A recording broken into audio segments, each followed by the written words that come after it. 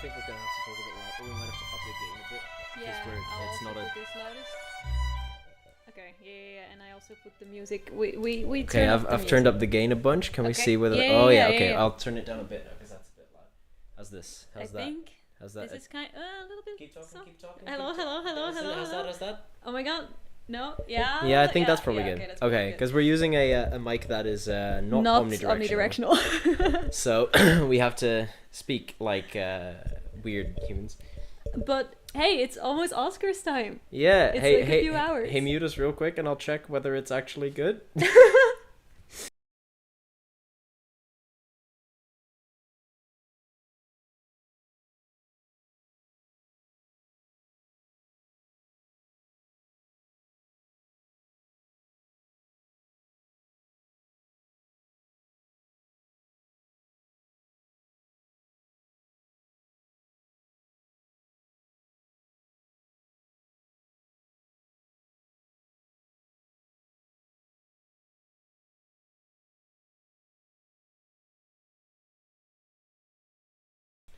Okay, we're back. We just checked our We're audio. back. I'm gonna turn it down a little bit, but it's mostly good.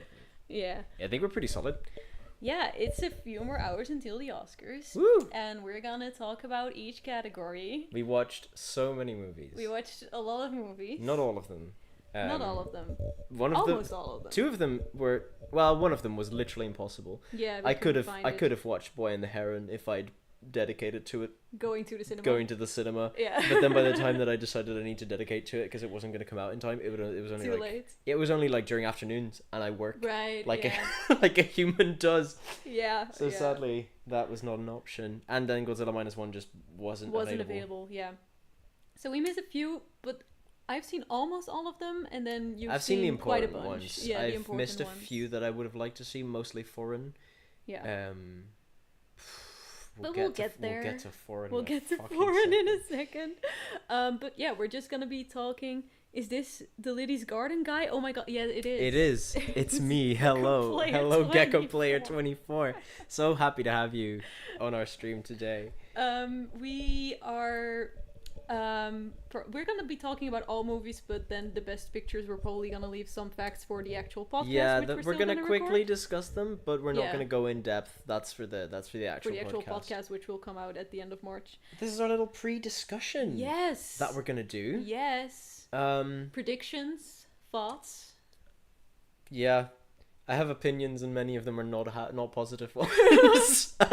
I feel like overall this movie this year was good, but I am not rooting for one movie as I was last year. Was like Everything Everywhere All at Once has to win, and otherwise Star is still really good. And here it's like I liked a lot of them, but there's not one where I go it needs to win Best Picture. There is nothing here that I also there's none of them here that I'm like jumping at where I'm like oh that's going to win no matter what, because there's a few really strong contenders, like for instance Zone of Interest. I didn't like it much, we'll get to that, but so you just got his alarm for Disney Duck. Yeah, I need to remind you of that. I need to show you the Disney Duck, but we'll get there. Now, Zone of Interest, which I didn't like personally, but we'll get to that, is, a strong contender for many reasons.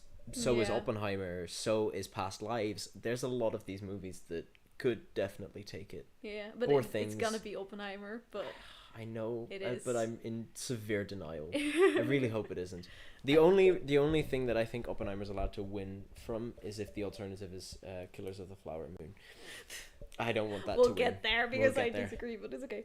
I am logged into my main channel, but for some reason it uses Gecko Player for chat. Yeah, we see Gecko Player. You play Gecko. Oh yeah, Gecko Player. So let's start. I think we should start at the bottom. So essentially on Wikipedia they rank them the awards in sort of order of importance. Okay, yeah. And we start with the least important and we work our way up. Yeah, let's to do best that. picture. So let's start with best visual effects, of which we didn't watch all of them. No, we missed two. Both of us, I think. Do you yes, miss I missed. No, you missed three. I missed three actually. Yeah. Okay, which ones do we have? So we have in alphabetical order The Creator. Yes. We have Godzilla -1. Yes. We have Guardians of the Galaxy Volume 3. Mm-hmm. We have Mission Impossible Dead Reckoning, which is no longer called... Wait, for visual effects? Yeah. Oh. And fun fact, it's no longer called Dead Reckoning Part 1. It's just called Dead Reckoning. They're retitling the final movie. or the next the one. next movie. Oh, that's funny because but it's so two parts. It's such a part one. But yeah, no, it's Mission Impossible: Dead Reckoning now. Okay, and Napoleon. Yeah. Okay, and then I have a little beautiful.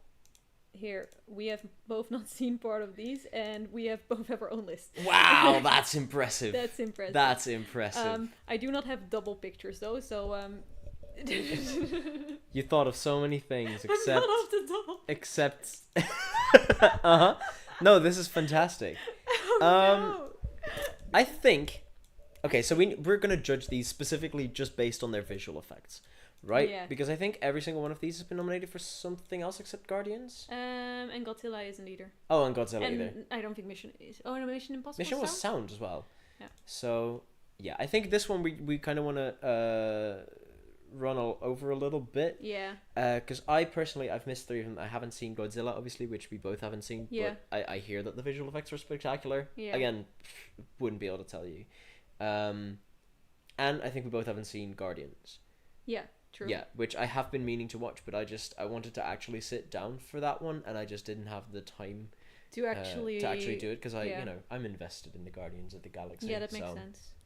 I didn't have the sort of time and then I've seen Napoleon. Yeah, which I haven't seen, but also I'm gonna be honest. Out of those 3, Napoleon would have probably made the bottom of the 3 that remain, because I do think we're gonna rank these 2 movies that we sort of have seen and liked. Liked is a big word.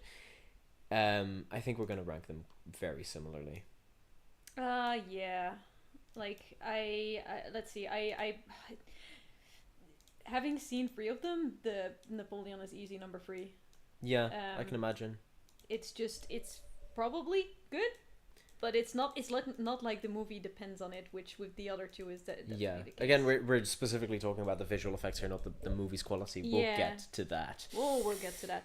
And then between the creator and the Mission Impossible, it's a little bit harder, but it has to be the creator. It has to be the creator. The Mission Impossible visual effects were fantastic, but there also just weren't that many of. Well, obviously there's a whole bunch, but a lot of that is done. It's not the same as creator, where it's like the creator relies on it. You need the visual effects, and they, especially for the budget that they were on, they pulled that off so well. Like, not for a second was my immersion broken because of the visual effects. Yeah. So I don't know. I'd say the creator is definitely allowed to win that for me. Yeah, me too. I don't think it will. I think Napoleon or Godzilla will take it. Godzilla, maybe. Yeah, I don't think they're not gonna do like. Well, I feel like that. I feel like they want to give Napoleon something, and I think for the rest that it's nominated for, it shouldn't get it. So. Yeah, I guess so. I'm busy trying to paste so I can. I feel like you're putting in more work than it's worth. But you know what? I respect that. I appreciate it.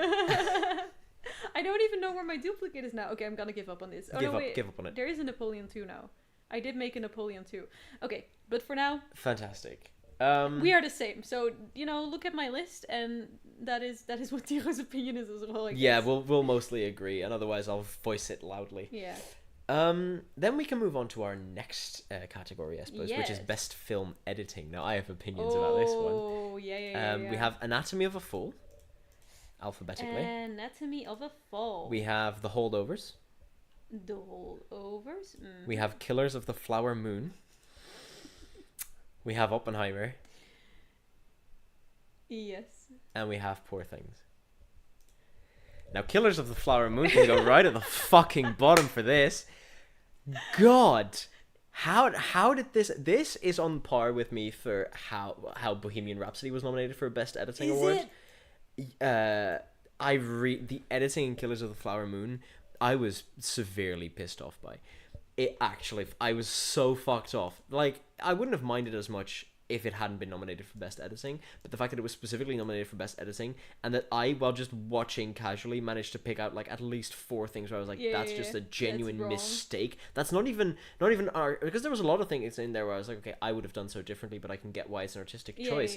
There was one where it's just wrong. You don't do it. You just don't. And I understand that it was edited by a pensioner. That's fine. Sorry, a veteran editor. But listen, man, No, you cannot. There was literally a shot where the main character gets handed a book and he starts reading the book and we see the pages of the book, and then it like the next shot after that is the same book but it's now changed pages. They don't do anything in between. It's just they just change. They could have just had him flip the page. We'd have been there. But they could have cut to a reaction shot of him while reading the book. No. What if we not? Yeah, what if we just made it shit? That's also fair. So Killers of the Flower Moon is an easy 5th place for me for editing. Regardless of what I think of the rest of the movie, the editing is not Oscar worthy. I did not notice. It's been a while since I've watched it. That's to start fair. with. Like I watched it back around when it came out, so it was like last October or September. It's fair. Or and also like I am an editor, so I pay more attention to this stuff. Like I edit, but it's not my main focus, basically. God, it pissed me off. That being said, like I'm not very good at judging editing because I don't pay as much attention to it. But there was movies in there that deserved the editing award more. Okay, so like I know which movie should win film editing for me. Should I just start with that? But because that's the only one I know for sure where I know where to place it. Yeah, go for it. The Holdovers. Yeah, I agree. Because that movie looks like it's filmed on film, but it isn't. It isn't. Yeah, it's ridiculous. I was scanning, like the whole movie. I was like, okay, I'm waiting for the effect to slip up, for them to like make a mistake that shows me that it looks it looks entirely like it was filmed on film. Yeah, it is ridiculously really impressive. Job. Kudos to the editors, and also just like regularly editing wise, it's good. The flow is fantastic. Yeah. Shots flow nicely into one another. Your attention is never diverted to the wrong side of the screen. Mm-hmm. It is both technically and creatively a really strong edit. So I fully agree with the Holdovers being in first place. That's where and then from there on out, I know what my number 2 is actually. It's Anatomy of a Fall. I was gonna say the same thing. Yeah. Yeah. Because I just have to think specifically of that shot, which is not just editing, also performance. But that shot, in Anatomy of a Fall, there is a shot where a child is saying something, but he's like copying what his father was saying in something that happened earlier, and you hear the child speak, but you see the man like say it. But you hear the kid, and it's perfectly timed. Frame perfect. Yeah. Oh my god. It's incredible. But also just generally, I think the editing there. Yeah.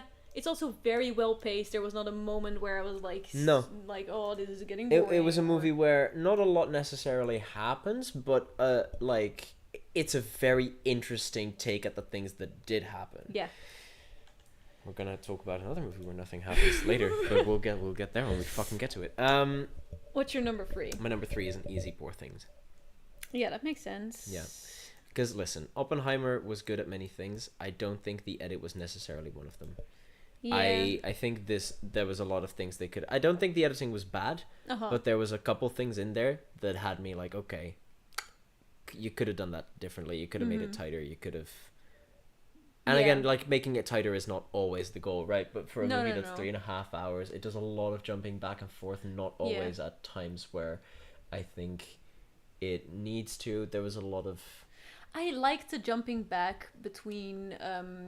The whole questioning. Oh no, that I agree with. That was strong, but there was also a few, like, I think we saw that scene of Einstein walking away from Robert Downey Jr. about 5 times. From a different angle. But like, dude, we saw it once, and that was fine. We know it happened. When he talks about it, we don't need to see it. It's like, show, don't tell, but if you're telling, don't also show on top of that. It just becomes too much.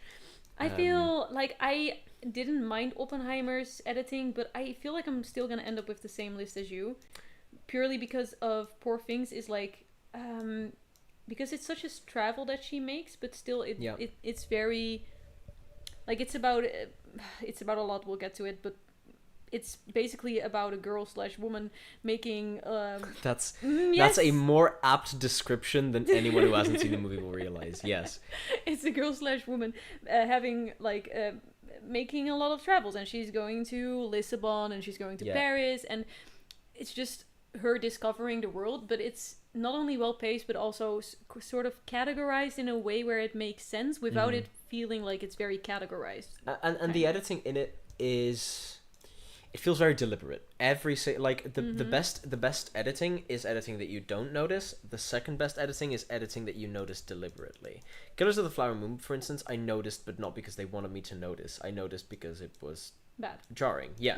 And Poor Things, I noticed the editing because they wanted me to notice the editing, because they were like, okay, we're gonna make some stark contrasts, we're gonna do some hard cuts. Anatomy of a Fall did this really well as well with the music, where it suddenly just cuts out and you get that dead silence. Oh, the music in Anatomy of what a a song! What a song! It's so good. So yeah, this is definitely the list for me. Yeah, I would agree. We agreed on the entire list. That's crazy. That's not gonna happen a lot here. No, but it's also because you're willing to rank Oppenheimer very low, which I think you're not gonna be willing to do in many things. Yeah.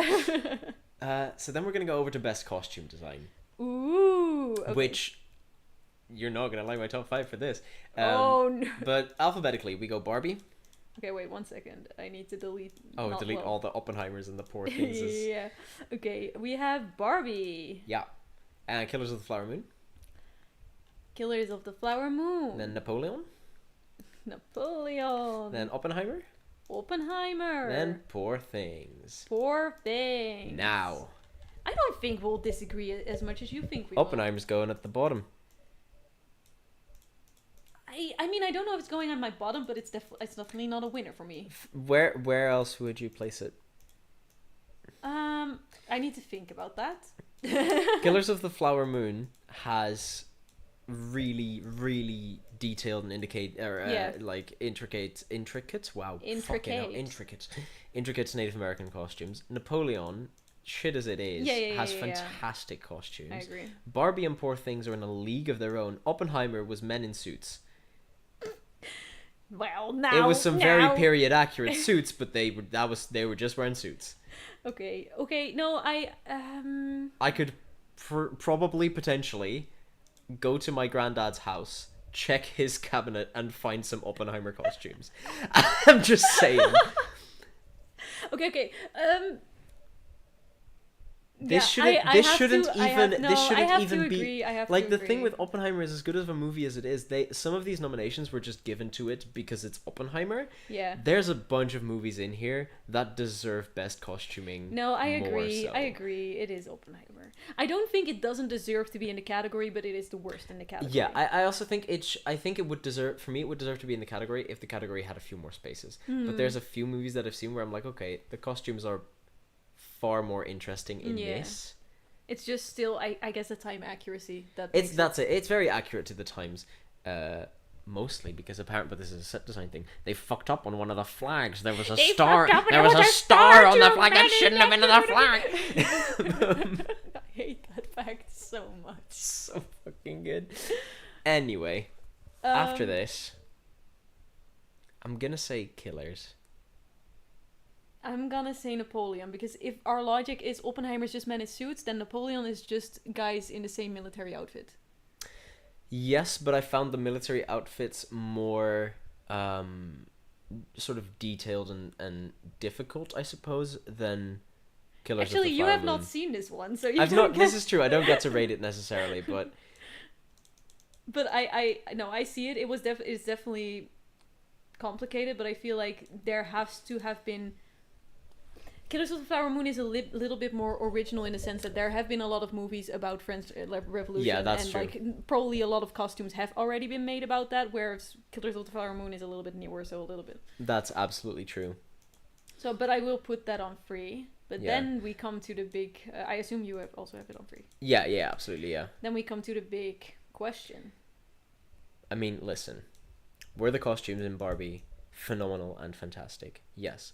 Were they absolutely worthy of any award thrown at them? Yes. And would this have won if Poor Things hadn't existed? Yes. But yeah, I agree. There is just no way around Poor Things. The costume design in Poor Things is so good. It's immaculate. Like it's especially the main characters ones, like it just reflects her whole personality. Yeah, the whole I time. genuinely cannot recall the last time that I've seen a movie where I was this passionate about the costume design. And it's also like it's very accurate for a character, and it's pretty. It's yeah. like it's so pretty. All of her costumes are the thing amazing. with Barbie is also like it's super impressive, but it is still based on something that already existed. Yes, and making that, like, because obviously it's doll clothes, and making those for real humans is incredibly impressive. Yes. There's a reason it's number 2 out of 5, but it just doesn't beat Poor Things. No, it just does. There's just no way that any movie was going to beat Poor Things on this. Yeah,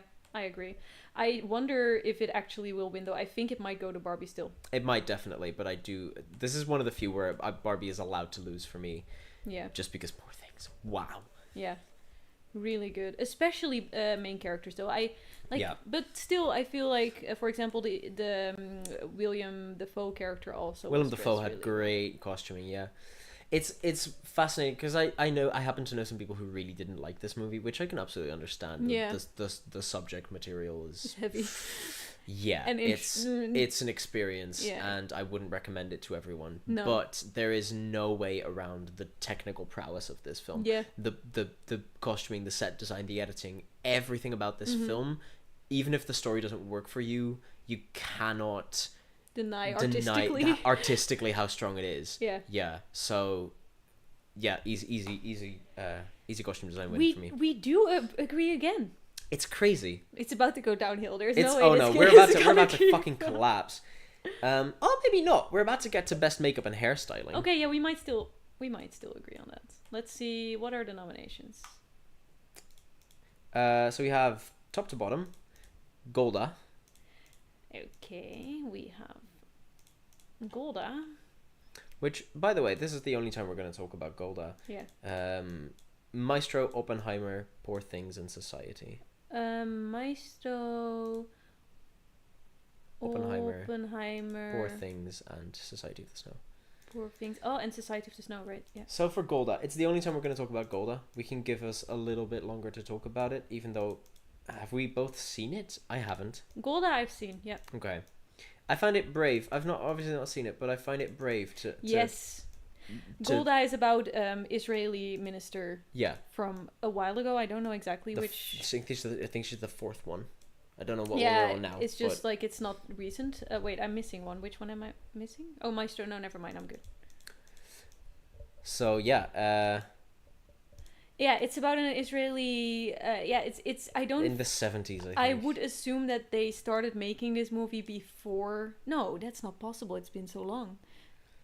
Surely, I mean, it was released before the Hamas attack on Israel. Okay, that makes sense. But it, like, obviously, the Israel-Palestine conflict has been going on for forever and ever and ever and ever. But no, this was released before the missile strikes. That makes sense. And the actual, the thing that's going on, the big thing happening right now, it was before all that. Right. But I do still think it's very brave to nominate it. Yes, definitely so. I mean, it is not about what's happening right now. Not at all, but it's... But it's sensitive subject. It's very sensitive. And the Oscars, they love a light, sensitive subject. Yeah. They love something where they can point at and go, look, that's we're tackling aware. our social issues, but they never actually do. Yeah. And this one, it's brave. I mean, again, it was only nominated for makeup and hairstyling. Yeah, so for sure. But still. I mean, I don't really dare to say much on how politically correct it is. I think this is... I have very strong opinions on the whole thing, but I don't think this is the platform to get into these. No. Let's just concentrate on... You haven't seen it either way, so I can say, whether, makeup and hairstyling, it was very good at that. Yeah. Where would you stick it if you had to? Let me see. I think probably third place, I'd say. Okay. Because the next one that we're going to hop to is Sociedad de la Nieve, which I don't think... Have you seen it? I have. I actually haven't. I'm really upset that I haven't. It's good. And yeah, I can imagine the makeup and hairstyling in it being good as well, because it's about cannibalism, right? Well, not only cannibalism. No, the crux of the story is there's a plane crash and they have to eat each other to survive. Yeah. Based on a true story. Yeah, the makeup in that sense is very good. I assume... I don't know how exactly they separate makeup and things like practical effects. Yeah, or production design. Anything stuff, that's done on a human is makeup. Yeah, Society of the Snow is ranking high just because I think it might be my winner. Fair. Just because it Yeah, was done well, and on top of that, it's like they just had the most to work with. The makeup artist had the most to work with. I imagined this might be the case. So I haven't seen it personally, clearly, but yeah. Society of the Snow is rough. Oh, it's rough. Like I will get into it a little bit more when we get to the Best International, but that movie was rough. I know the story because I've read the book, I've seen the documentaries. That's why I was really excited to see this. I haven't been able to get around to it. But you should at some point. But like the visualization and the sound. Oh, I can imagine. The sound design. Yeah, I can absolutely imagine. But yeah, having read that book, they have a lot to work with. But yeah, the other three you have seen. So what the did other you three think I about have those? seen, makeup and hairstyling wise, I mean, I'm so sorry to say that Oppenheimer again is gonna have to run to the bottom for me. Same. It's just again. It's not bad. Don't get me wrong, but there's nothing that special going on. And it's the same thing where it's nominated because it's Oppenheimer. But also, to be fair, with Oppenheimer, it is quite impressive, I think, how they made Cillian Murphy look young and old. Oh, that I agree. Then again, this man looks young and old at the same time. Yeah. I can not accurately age Cillian Murphy. No. But also Robert Downey Jr., stuff like that. They definitely did a good job, but it's just not, they didn't have as much to work with as any of the other movies. No, but also, like, if we're gonna talk makeup and hairstyling, there's a couple that I might stick above 8. That weren't. Where is Barbie? Yeah, fair. I mean, yeah. No, I you're mean, right. There's a few here that I'm like, I understand both of them being nominated. This is one where I don't understand Oppenheimer being nominated over Barbie. Yeah, because I get that. You know? So what's your number 2? Maestro. Okay. Maestro goes there because of the nose. He's got a fake nose. Wait, I forgot about... I was gonna put Poor Things in 4, but now I remember William Dafoe. Yeah, Willem Dafoe is my reason for number 1 there. Yeah, because in Poor Things, I would say Emma Stone's makeup and hairstyling is not that special. Her hairstyling is cool, but it's not, like, special necessarily, but William Dafoe has, like, a scar going on. It's his whole face is deformed, basically. Yeah, and it looks fantastic. Yeah, that's true. Fuck. Willem Dafoe was why I was going to stick it in 1. Okay, I moved Golda to 4. And then Maestro to 3 because I did think that Bradley Cooper was done really well. His makeup was done really well. He was wearing a fake nose, which a lot of people were like, whoa, that's very anti-Semitic because Jewish people have fake noses. But then they were like, no, Leonard Bernstein had a big nose. Yeah. So we wanted to portray him as accurately as possible, so we got Bradley Cooper a big nose. Yeah. And the Bernstein's family was also like, yeah, my dad had a big fucking nose. We needed that big nose. Yeah, and it was also like it's just Bradley Cooper didn't look very recognizable to me anymore, so they did a pretty good job. To me, he did, but that's also because you know him better. I know him better, and I'm also more familiar with Bernstein. Okay, so to me, it was very much different. Yeah, I did not know Bernstein at all before this. So yeah, we'll get to this fucking movie, but also while we're on, like, just really quickly on, like, how much characters looked like the original, or the actors looked like characters they were portraying. I am pissed that they didn't cast Rebecca Ferguson in Maestro. She is a 1-to-1 with Bernstein's wife. That's not even that's ridiculous. It's absolutely actually insane. And again, Carrie Mulligan, love of my life. Your life. Watched her in Doctor Who's Pretty season woman. 3 episode 10 Blink when I was like 11 or 12. Loved her ever since and everything she's done. But no. Yeah, no, I agree. She looks pretty much like Rebecca. Yeah, she's Rebecca Ferguson. Yeah, Rebecca Ferguson. So yeah, other than that though, I think this is a pretty strong list for makeup and hairstyling. Okay. So then we get to your favorite one. Cinematography? It's best cinematography. Oh, I removed the background for a second there. Ignore that. Oh, you also have removed the title. No. And our fucking. No, not the numbers. Okay, yeah, so I'm a cinematography gal. Oppenheimer's still in there. I mean, you'll need it, but El Conde.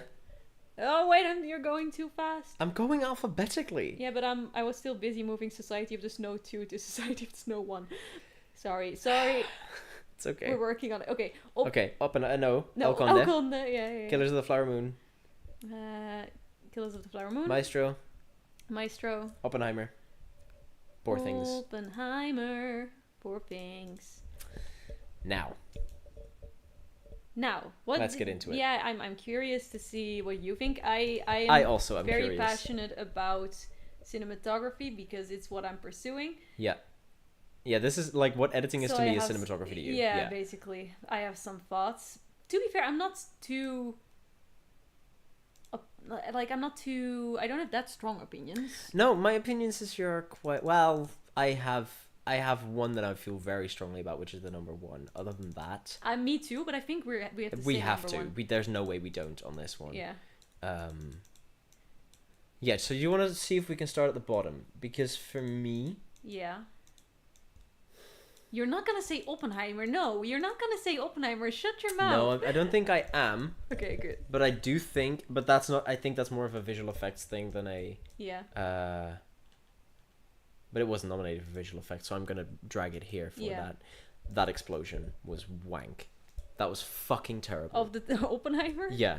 The sound on it was really good, and I really appreciate the nomination, which was just for the explosion, absolutely. But that was fantastic.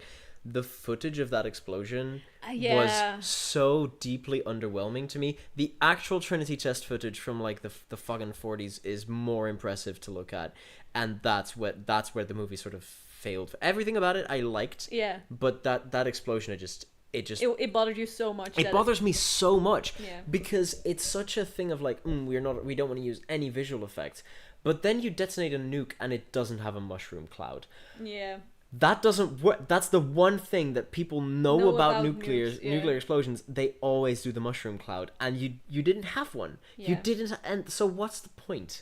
Yeah. And that's why it's gonna rank lower on cinematography for me as well. Not necessarily because of that, but also just because that was supposed to be the standout shot of the film, and it failed so hard at being that for me that the rest of the movie sort of lessens a bit by comparison.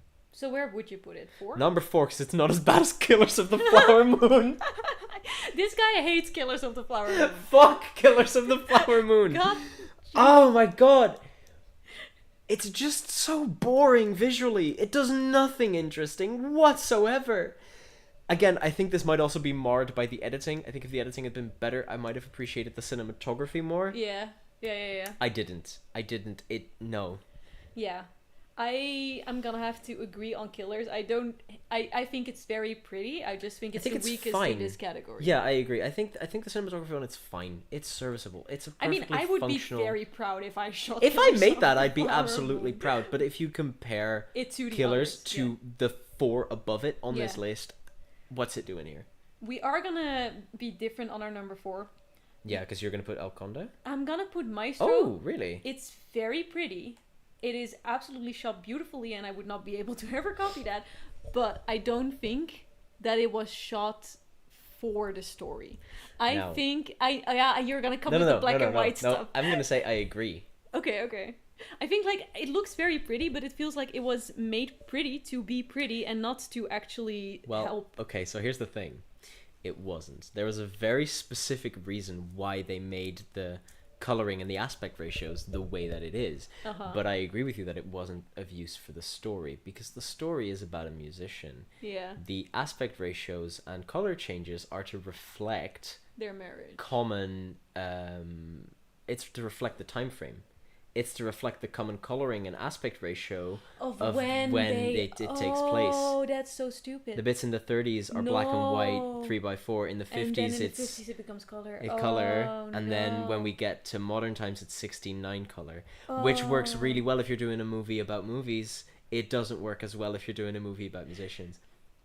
Like, no, but like we're in the middle of this stuff. Like we're literally watching movies from the 30s and seeing so I know when things turn into color, and still I did not notice that this was the reason. To be fair, it's also because the movie is not clear about when it takes place. No, like the only reason I knew this is because I knew a bit about Bernstein, so I knew that whatever happened before West Side was like 30s, 40s-ish, which is where we are now with the podcast. That's awful. And then in the 50s is when post everything. That's when it was color, and I was like, I see what they're doing. No. Combined with the fact that the first shot, which is modern day, was 16:9 color, I was like, okay, I get where we're at with this. Yeah. But it doesn't make sense for the story at all. It doesn't make any sense. No. Yeah, I feel like Maestro in many ways, but specifically the cinematography was Oscar bait. It was like we're gonna make something very pretty in the hopes that we get awards Oscar for it. But it doesn't make much sense for, like, it was so I don't know if this makes sense, but it was so pretty that it was distracting me from what was happening. Had this been a movie about, say, Alfred Hitchcock, and they'd done this, I would have been like, that's fucking brilliant. And I still think that the idea is fucking brilliant, but it's wasted on a movie about a musical composer who has nothing to do with film and therefore aspect ratio. Well, that's nothing insane. To do, obviously there's, you know, you can make a whole argument about why Bernstein was important to the evolution of film as a medium, but it's not his main thing. It's not his thing. So I can assume that it's your number 3. It's my number 3. Because Al Conde, you know, whether you found it successful or not, at least it had a purpose. It did that purpose well, and it was quite pretty. I liked it. It was really pretty. Just to quickly mention what it's about, because we're not gonna talk about Al Conde again. It's about Pinochet, like the dictator. It's about where is he from again? South America somewhere, I think. Yeah, it's one of the South American countries. It's from a dictator. It's a dictator, and they imply that he is a vampire, and also Margaret Thatcher is his mom. Specifically, they imply that this guy, back in whenever he was dethroned and killed, he faked his death and is actually an ancient vampire. And Margaret Thatcher is his mother, and she is still also alive. A vampire. Yeah, that I think might have been my favorite. Like so when fucking Margaret Thatcher walks in and goes, "Hi, I'm actually a blood-sucking vampire," and then they drink blood, and she drinks it out of a cup of tea. Yeah. Oh my god. It's I really liked El Conde. But if you want to watch it just because of this summary, then probably don't, because it's very art housey. Like, I was expecting something more quirky than it actually was. Yeah, it's a dark comedy that plays it very straight, and I really enjoyed that. But it's a very specific way of filmmaking. I'd say definitely give it a go, but if it's not your thing after like the first half hour or hour, you can give it up. It's not going to get much better from there. It's just going to it's going to do the same thing, but it's going to add weirder things. So it's going to do the Margaret Thatcher thing. It does that quite late in the movie, for instance, but it does it in the same style that it does everything else. So if it's not your style, don't bother. But I did quite enjoy El Conde. Yeah, I also did, but it is going to be number 3 because I did really like the cinematography of Oppenheimer. That's fair. That's fair. It's also because you're a Nolan girly. I am a Nolan girly, and I am a little bit biased because the cinematographer is Dutch. Yeah. And come on, how cool would it be to have a Dutch guy? It would be cool. Like, I agree. It would be pretty sick. It's just like, as a Dutch person that is pursuing cinematography, is just kind of someone you look up to and go like, oh my god, this person actually made it out of the country that is not necessarily, we don't have that big of a film industry, you know. So it's a little bit biased, but I do think that even if it wasn't shot by Hoyte van Hoytema, I think it's still impressive. It's just the IMAX stuff is also just that's true. That's impressive. Absolutely true. To be fair, I think you saw it twice in cinemas. Yeah. I only saw it the once, and we were we were sat. One of our friends had ordered us tickets. And we said, if you're listening, we love you so much. But we said all the way to front. She thought the screen was on the other side of the thing, so we were sat in row 2. That explosion could have killed me literally. We were sitting. You know, maybe you've experienced it, but sitting all the way in front in an IMAX theater, my neck was craned. But also everything looks so deformed. Like, you're kind of looking at a meme the whole way through. It was literally, when I think of this movie, I don't see shots the way that they were intended necessarily. I see them from the left corner perspective, and seeing Oppenheimer's face stared down at me like that, like you know, burn your eyes. Yeah. Exactly. Oh, for real. It was an experience. I think the bomb would have been even more disappointing had we been sat at the back, though, so... I didn't mind the bomb, so yeah. But, like, yeah, I think so upsetting. The IMAX stuff was... I mean, obviously, more movies are shot in IMAX, but the way Hoyte van Hoytema carries that camera around on sets, from what I've seen, is... If we're talking for cinema experiences, by the way, because we're not gonna... Well, actually, we'll get to Mission Impossible, but that was something... But yeah, Poor Things takes number 1, right? Yeah, easy. Easy. Not even a competition. Like, the only reason I wouldn't be angry if it didn't win would be because Hoyte van Hoytema. Yeah. Otherwise, like, this is so easily the best movie in the cinematography category. I'm sorry, but like, but every single shot as well. There wasn't a single shot where I was like, oh, they could have done that a bit different. No, every single shot. It's pretty. It works for the story. And everything has purpose. It's so original as well. Shot. Like the black and white to color actually makes adds sense to the movie. Yeah, it's crazy. The fisheye lenses are so cool, and they make so much sense in the kind of like, it is a very art housey movie, and it makes sense. Like, it's yes. More and more, I think this movie is starting to grow on me as being an actual like contender for my best picture. Yeah. I genuinely don't think it's gonna win that for me personally, but it's really gonna be a tough nut between this and my other number one. Yeah, I get that.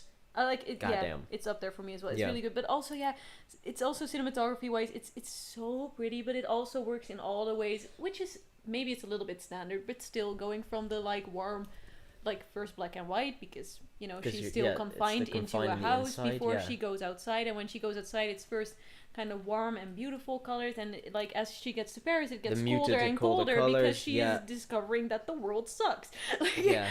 I have. Wow. Yeah, it's so good. It's like, so good. If you like camera stuff, go fucking watch it. If you're in any way interested in cinematography, music, design, filmmaking, go watch Poor Things. Goddamn.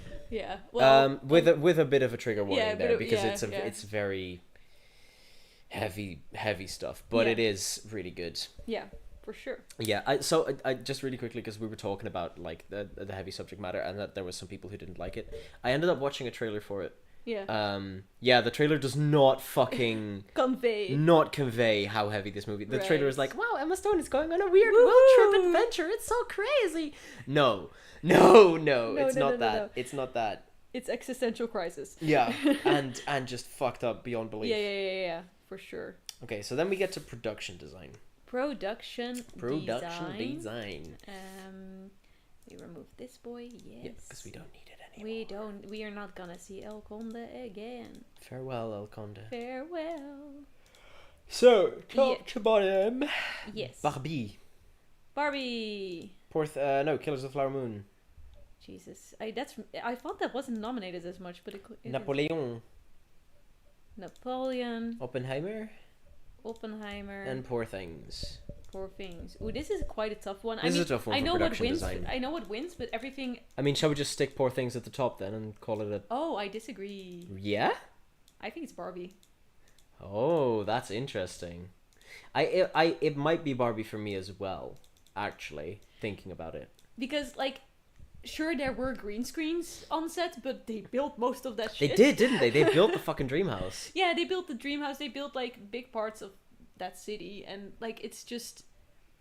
They have Barbie dream houses in real life, and they can copy it from that. But it's so different. You're absolutely right. Yeah, it's crazy. Okay, so sorry. So we stick Barbie at the top and Poor Things in 2 then. Or do you have anything else where you would stick that? What? No, I'm interested to hear what you thought of Poor Things. Like, what made it so good that it's like number 2? The entire like the house is number 1 for me. All of the like scientific equipment in there, and the fact that when we switch from black and white to color. Those were colors I was not expecting whatsoever, and that's really cool to me. But also, like all the places she visits there's a lot of CGI going on, obviously, but that I think that does fall under production design. Is how does the CGI end up looking? Yeah. And all of those places were so distinct and so pretty for me. That shot in where it's in Lisbon with the train above her. Had me sold instantly. That shot of the one that you liked where she goes down the stairs that end in nothing. That was also pretty impressive. The house, the Paris streets, the ship. I definitely see that. Yeah, the ship. Oh my god, yes. I think the reason I'm kind of hesitating to put it in 2 is also how with production design, period pieces are very impressive, and all of the other 3 are period pieces. Yeah, I fully agree. It's just that they're all as tough as it might like sound. they're all not period pieces that have really crazy difficult things. I mean, Napoleon, Oppenheimer I think, and Killers are very similar. They're both like. I think Napoleon is the most impressive out of the three we have left, and I've not seen it, but like from what I've seen in trailers and stuff, just because of the sheer volume of things, the like getting, you know, the foot soldiers and the cannons and all of that wartime stuff, whereas production design for Oppenheimer was mostly, hey, we should probably stick some buildings in a desert. Yeah, but that's not easy. Like they did. It's not easy. Rebuild, like no. It's definitely not easy. But I think compared to Napoleon, I don't get to rate Napoleon. No. But I feel like Napoleon, if you're counting like extras and stuff, that doesn't fall under production design, does it? Doesn't it? Or don't the big battles fall under production design? Maybe I thought not. Because you're placing all of them. You're giving all of them props and I guess so. Period accurate guns and maybe it's also just this is I think the last time we're seeing Napoleon, so I'm just gonna quickly say we have one more. We have? Isn't it sound nominee? No, I don't think it is. I'll check.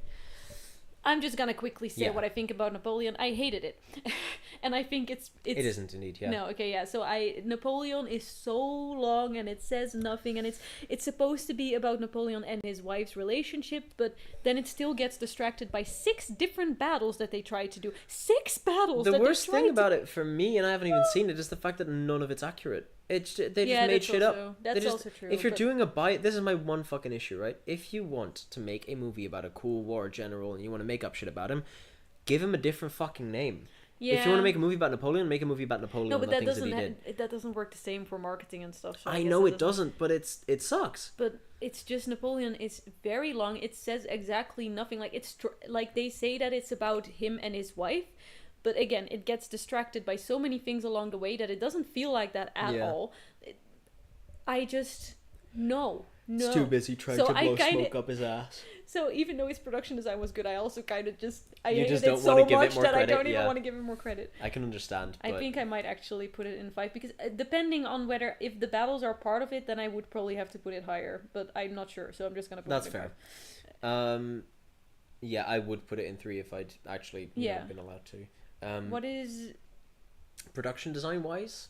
What is your Killers or Oppenheimer? I found Killers more impressive, I think. Okay. And that is mainly because both of them built a town in the desert, but Killers had to build a cowboy town in the desert, and Oppenheimer had to build plastic huts. Yeah, I just think the difference is I think they were pretty accurate, which is the only part that I think would be... Oh no, that I do think is impressive, but I also think that Killers was pretty accurate. Yeah. And I think that's more difficult to get right. That's the only reason, because you know how I dislike Killers over anything. I'm gonna give Killers 2 because I kind of liked Killers, but I don't think it's gonna end up that high in any of my other categories, so I just want to give it this. Yeah, that's fair. And then Wait, I was about to say, is Poor Things gonna be your number 4? Yeah, nah, I can't. Oh, fuck. But I can't put Oppenheimer there either, bro. Yeah, it's gonna be my number 4.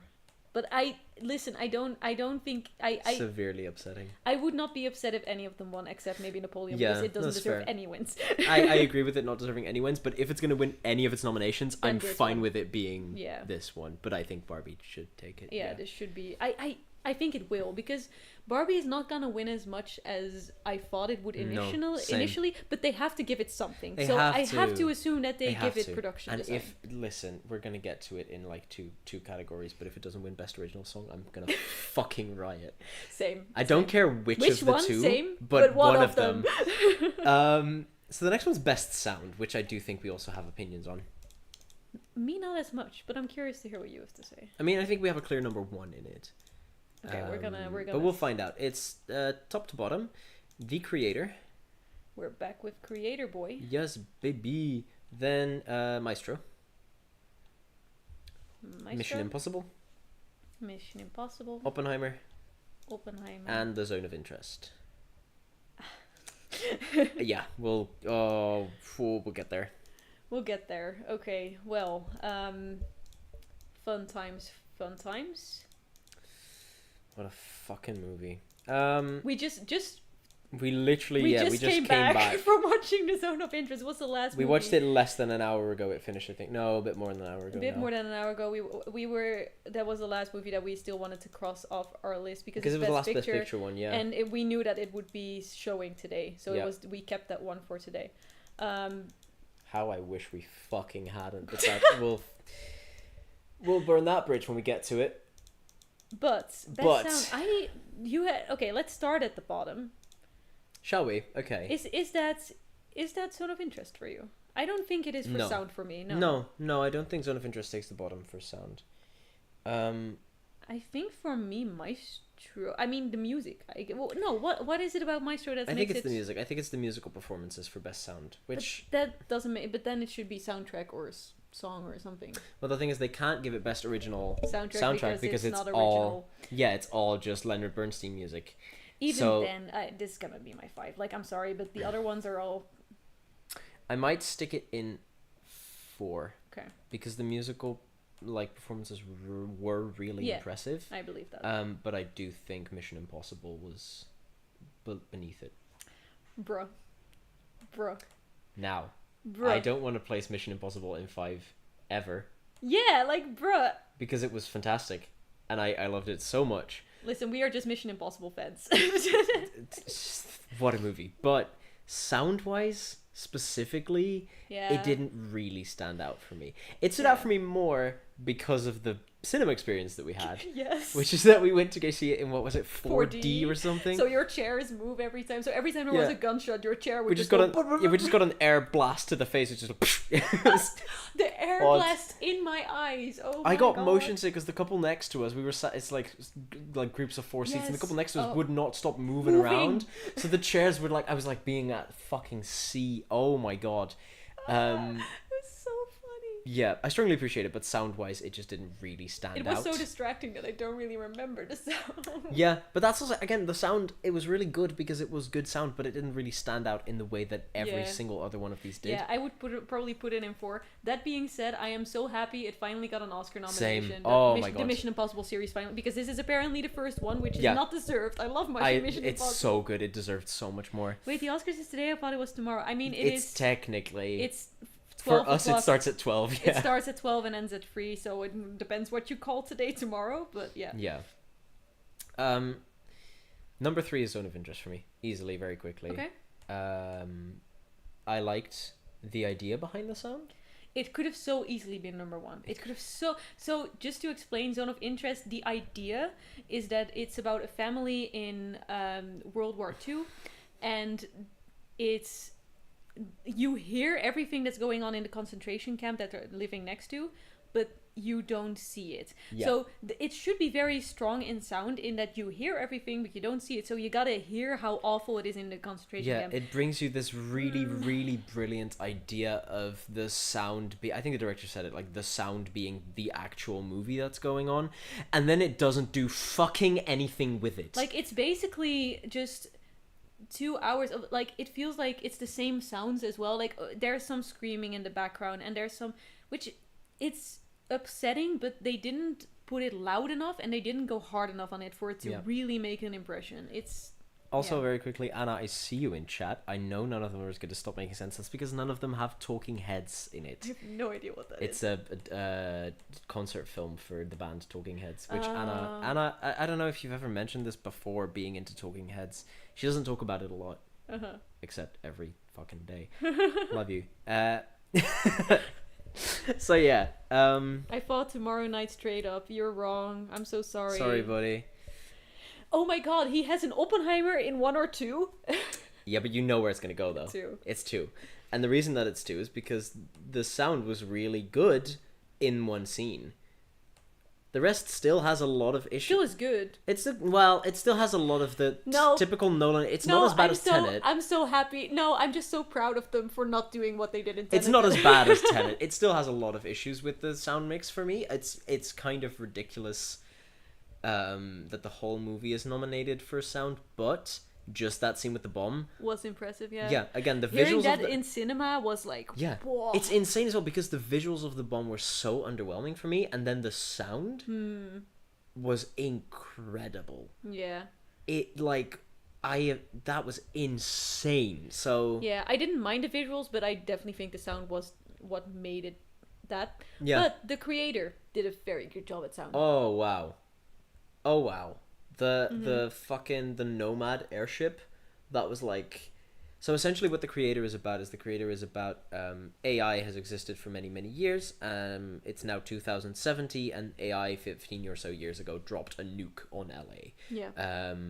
And it's about this guy whose wife has been killed in the war against AI by the human side, and he now needs to protect this AI child who they believe is a weapon who's going to kill all of humanity. Yeah. And the main reason I think it's nominated for sound is because the human side has this airship called Nomad, which is essentially made to target AI specifically and just take it out. Mm-hmm. And whenever that thing boots up, whenever it starts scanning and like doing its laser things, the sound design on that Yeah. is incredible. And it's that with equally with the bomb of Oppenheimer, right? It's more impressive because it sounds that you're not gonna record literally. No, yeah, you you've have to made make that them. sound. Yeah. Yeah. Yeah, and the only reason it's above Oppenheimer in that aspect is because it does this throughout the movie. Yeah. It's not just a one and done instance of, wow, that's incredible sound. It's I think consistently fantastic. Yeah, I think I have to agree with you. I would Yeah. not be angry if Oppenheimer took it, but it is the creator for me. Yeah. It's also the only thing that the creator takes from me because the rest of it was No, you said visual effects. It could. Yeah. I there's a few that I like. Did it take visual effects for me? For me, I don't remember. Have we seen Have we done visual Yeah, effects? we have. That was the bottom one. Yeah, but we didn't see Godzilla, so it was almost Oh right, and then the creator took it. there. Yeah, because the other ones were Mission Impossible. And yeah, The creator This is the only one that it would take where I've seen all 5. The creator has a lot of issues in the sense that the story, the dialogue, it's all not. It sets up a lot of interesting things and then just really doesn't carry through on them that much. But it was shot on an FX3, which is super fucking impressive because it looks really good. The budget and was so fucking low, and like, the it was fact that they got 80 it million, to be...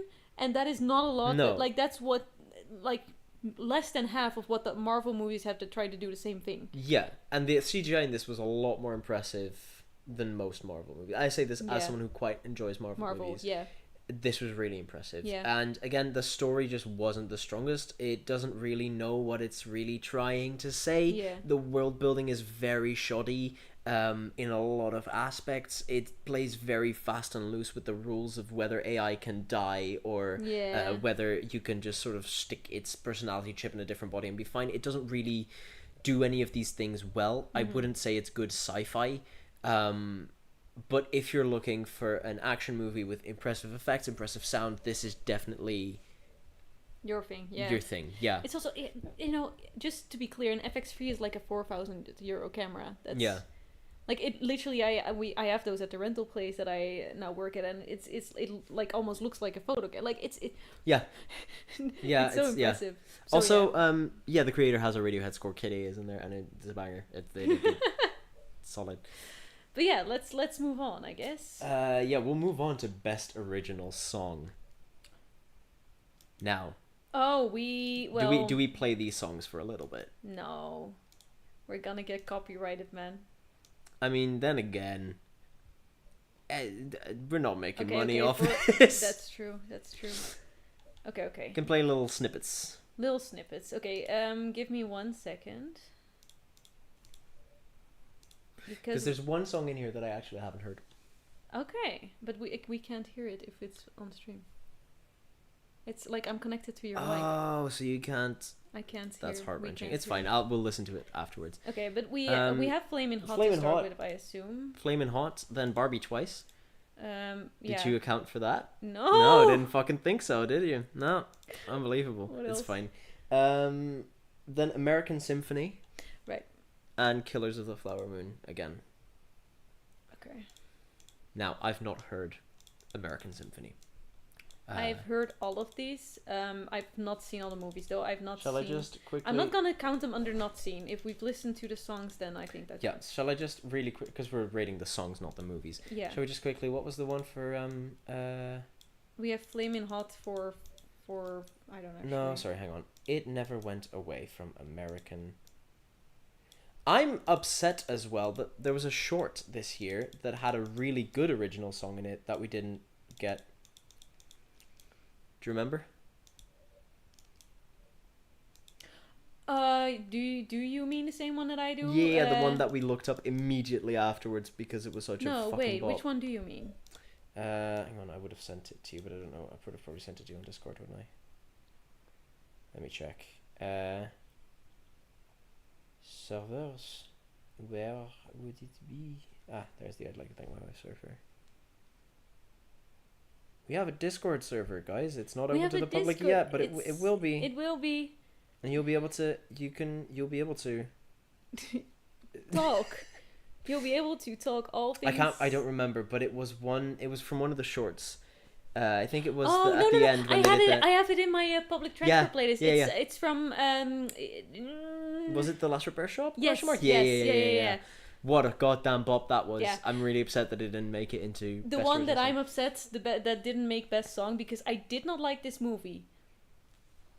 But the song from the Hunger Games prequel should have at least been in the it was in the shortlist, but I think it should have been nominated. It should have been nominated. I liked it so much better than I've listened to the Flaming Hot song, and I'm sorry, I do not. I'm just gonna immediately put it on 5. I'm sorry, but like, what is that? What is? It's like a pop song, and I'm sorry if anyone likes the performer, but I don't like her voice. It's one of those very Camilla Cabello kind of. How many fucking time is this that she's been nominated? Diane Warren, there is no end to her nominations. There indeed is not. And how many has she won? None. Exactly. So why do we keep nominating? She won an honorary award because they felt bad. Yeah, no, sorry, Diane Warren, but this just ain't it. I agree. Flamin' Hot. Well, hang on. I'm going to listen to this, and then... Okay. Tygo needs to do a quick listen of the American Symphony one, but I quite liked it. And quickly skip through it a bit.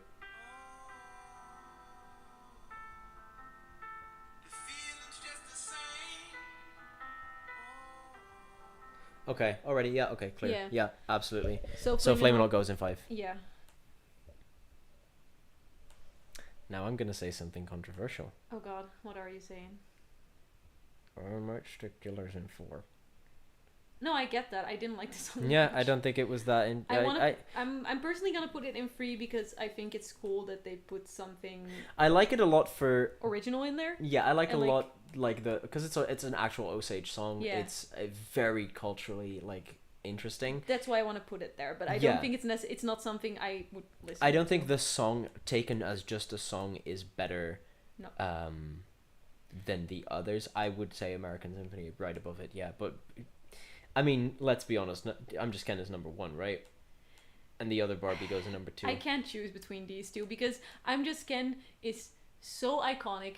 It is deeper than you think it is. Yes. But What Was I Made For is so existential. I think What Was I Made For is beautiful, and I really like the way that they have like worked it into the score earlier in the movie. That's incredible. I don't think any Best Original Song has ever done that except when it's like a musical.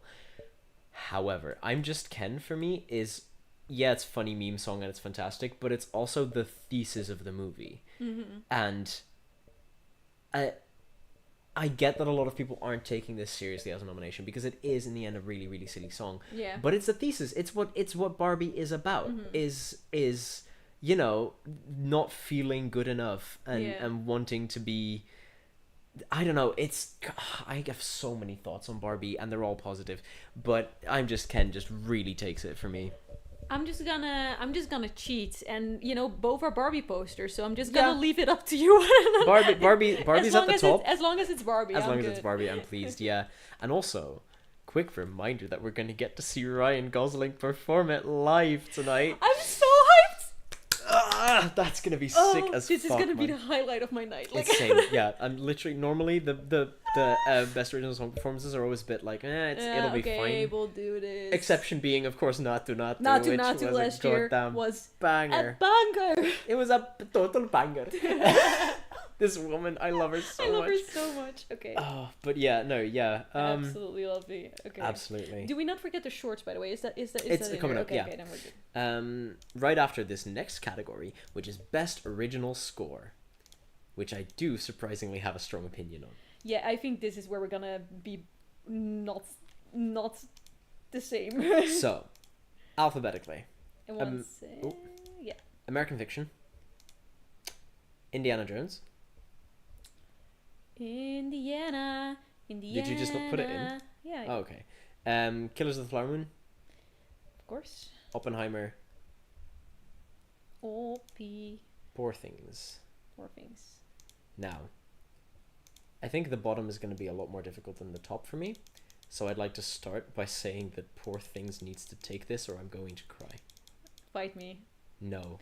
If you're going to put Oppenheimer above this, I'm going to actually shut myself. Fuck Go you. fuck yourself. Fuck you. Easy. Have you Shut listened? Yes, I have. And I know it's... Have you listened to the fucking Poor Things? It's easily my number 2 because it was actually something that I noticed during the movie, which I rarely ever do. So it if is I know... so much more interesting than Oppenheimer's score. Yes, it is in every possible way. Oppenheimer's score made me feel things. And I can't say the same for Poor Things. Like, the score made you feel things. Shut the fuck up! Yes, get out of here! Get out of here! Get out of here! No, it's get like out. it's so out.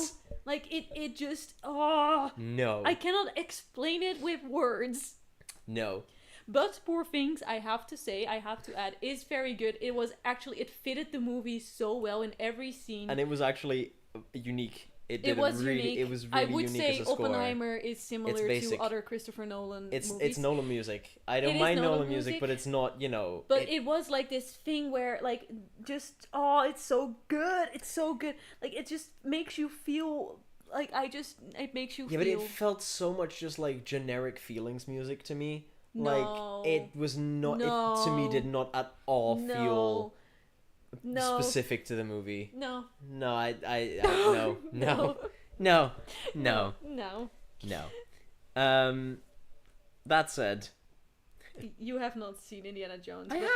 Oh, you have. Of course, I have. Oh, sorry. Okay, well, what did you think about it? I really liked it. It's the only thing this is nominated for, so we can talk about it a little bit, right? Yeah, sure. Yeah, it's pretty good. I really, really liked it. I like Phoebe Waller-Bridge, so bonus points on that front. But also, I just really... It was a lot better than the fourth one, which I kind of needed. Like Chicken Soup for the Soul, you know? I just love Indiana Jones. It's just silly. It's weird. There's time travel in this one. It's great. Yeah. I like when they get weird. I didn't like the aliens, but I like when they do magic. Magic is good for me. Fair. So, yeah, I know we're not going to get like a sequel because they've said this is the last Indiana Jones movie, but I would love a spin-off with Phoebe Waller-Bridge. If she doesn't get to wear that hat and whip at some point, I'm gonna be sad. I really liked Indiana Jones, but it is, as you said, it's good because the previous 4 movies had a good score as well. Yeah, it's Indiana Jones. And I would put it low. It might be my 5 because it's good, but it's just you're basically nominating the first Indiana Jones from the 1980s. It's John Williams doing John Williams. Yeah, it's not going to be my number 5, but it is going to be my number 4. Okay. So what did you think was worse? So I might stick American Fiction below it. And that's not because I didn't like the score in American Fiction, it's because I didn't particularly notice the score in American was going to say exactly the same. I do not remember at all. Yeah. The reason Indiana Jones is above it for me is because you remember it. No, both I remember it, but also Indiana Jones would not, like, the movie would have not felt as good as it did without the score. Yeah. Whereas with, like... Actually, I agree with you. I'm gonna turn him around because I don't remember anything. I don't remember anything about American Fiction. If you were to ask me, like, the theme song from Indiana Jones, I'd go bah, bah, bah, bah. And if you were to ask me any of these, I could probably, like, give you a general vibe. For Oppenheimer, I wouldn't be able to hum you a single melody, but I'd be able to tell you there's violins in there. It's like a bit more melancholy. Poor Things obviously has which is fantastic. Yeah. And then Killers of the Flower Moon has the cool rock guitar shit that puts it on number 3 for me. No. Yeah, number 3 for me. Yes, I'm so proud of you. I'm so proud of you. Yeah. It's hard for me because it felt more unique than Oppenheimer's, but it was also underused severely. Yeah. Like the actually interesting bits of the score were just there was a bit at the beginning and a bit at the end. True. And Oppenheimer at least is consistent with its score throughout. So yeah, we're gonna be when this comes up tonight. We're gonna be. This is gonna be the actual battle. Because and if Oppenheimer wins, I'm gonna shit myself. Because this is one that we actually both feel really strongly about. The number 1. Oh yeah, absolutely. So yeah, that was best original score. Then it's short film time. Short film time. I'm really excited in not having to rank these entirely, but just being able to rank them within their categories. Because if we had to make a top 15, that'd be difficult. Top 5s, we can do totally. Yeah, so overall there are some good ones, but I thought it was a bad year for shorts. Yeah, I think the highs were really high and the lows were really low. Last year it was a bit more sort of... I like all of them, but yeah, all of them were pretty good. There was a few massive standouts, but all of them were alright. You know, it was a pretty solid year. This year, a bit less so. I'm just gonna put them on the screen, but I don't have doubles. I'm not gonna. Yeah, we're not gonna make rank doubles, them. It's so not I'm just worth... gonna show them to you. Yeah. So we should technically, if we're gonna follow the order, start with animated, but I don't want to do that because that means we end with documentary. I don't wanna. So we're gonna start with the documentary shorts, which is ABCs of Book Banning, Barber of Little Rock, Island in Between, Last Repair Shop, and Nine and Waipo, Grandma and Grandma. Yeah, okay, so very shortly what they are about. ABCs of Book Banning is about... the ridiculousness of book banning in America that's going on right now, because any book that has a mention of the existence of a gay person just gets jumped. But also like race stuff. Stuff, anything that's in any way progressive. It's really scary, actually. And it what this movie does is it gets these books to kids who they were written for, and the kids go... why the fuck are we banning this? This is a great book. And I thought this was really good because I didn't know this was an issue. Yeah. Which means that it actually succeeded in being letting me know that educational, that this is happening and it's awful. God. Yeah. But yeah, and then we have Barber of Little Rock. Oh my god. Fucking Barber. It's, I think, about a barber. And I think so. He has businesses. He sure has several businesses. That I think are supposed to give opportunities to less opportune people in the town where he grew up. It sounds like it could be good, but it's so... the concept of it's fascinating. The execution is goddamn horrendous. I don't think I've ever seen a short documentary worse than this. And it's nominated for an Oscar. Yeah, it's so... It just floats around and it doesn't really say anything. No, it doesn't go anywhere. It's just, oh yeah, this guy does some pretty interesting things. Okay, let's go, bye. And it's like, what the fuck are we doing here? Yeah. On that same note, Island in Between. What was it about again? I'm gonna actually have to look this up for you. I think it was an island in China in between Taiwan and... yeah, it's an island between Taiwan and China. Yeah. And it's like it's about the cross-strait relations. Yeah. It was interesting in that sense, but it was forgettable. Yeah, it was very forgettable. Yeah. Which arguably might make it worse than Barber of Little Rock, except Barber of Little Rock was so forgettable. So is still incompetent. Forgettable is still better than just bad. Just plain terrible, yeah. So I think we can safely say those are the bottom two. Yeah, we have all the way at the bottom the Barber of the Little Rock. And then Island in Between above that. Then we have the fourth one is the Last Repair Shop, which is about 4 people that repair instruments for students. Yeah, I really liked it. It's very wholesome. I liked it, but I didn't like its structure particularly. The structure was, it was very separated from each other. It was also, you had the 4 people and their stories, and one of them had a story that was more interesting than the other 3 combined. Nah, not so true. The last one was also very interesting. Yeah. But like the first 2 were just a lot less interesting than the rest. Which again, it was really interesting to watch and it was really fun to watch, but they should have probably picked that one person and they should have just gone 1 or 2 people instead of all 4. And then there's Nine and Waipo, which is incredible. You mean Grandma and Grandma? Grandma and Grandma? If this doesn't win, I'm going shit myself. to actually cry. This is the best short documentary. It is so good. It's about 2 grandmas. They're not in a relationship, but essentially both of their it's the grandmas of the same boy, and both their husbands have passed on, so they've just decided, oh fuck it, we'll live together then. And they are such lovely, wonderful people. They're like being silly, and they also say we're not always this silly. It's because you are here with the cameras and stuff, but it's kind of about how they live life, and I really liked how it doesn't even go into their past, because usually when you have old people, it's like, oh, this is what my life was like, and it doesn't do that, which I really like. Yeah, it mentions a couple times like, oh, we were married to people, and and it's just, and it's so pretty. Like, so pretty. It's shot so shot beautifully and edited so well, and like it's a great subject, and I have a weakness for old people. But even if that wasn't the case and this wasn't the subject, it still would have won because it's so... yes. I think we can agree worst to best, Little Rock, Island in Between, ABCs of Book Banning, Last Repair Shop, Nine and Waipo. I would swap around Book Banning and Last Repair Shop. Right, yeah, because for you it was more of a It was kind revelation. of a shock. Yeah, exactly, yeah. Yeah, I was aware of this being an issue. And I really like that they gave the children a voice rather than... Oh, that I fully agree with. all the political people talk about Man, it. having any documentary or story that lets kids talk like actual adults. Yeah. Fucking bonus points for me. Instantly. It's also, we're gonna get into it later, but that's why I really liked Das Lehrerzimmer. Fucking great. Hi. Hello, welcome. Hello. So yeah, we'll get to that. But first, let's do the live action short films first, because I thought they were less strong. I disagree. I thought the animation was less strong, but we'll do Actually, looking at these, you're right. Let's do animation first. Yeah. Yeah. Okay, there's one live action that's really dragging the budge down for me, but we'll get there. Yeah, we'll get there. Okay, it's so funny. Okay, we have, for animation, we have Letter to a Pig. This is...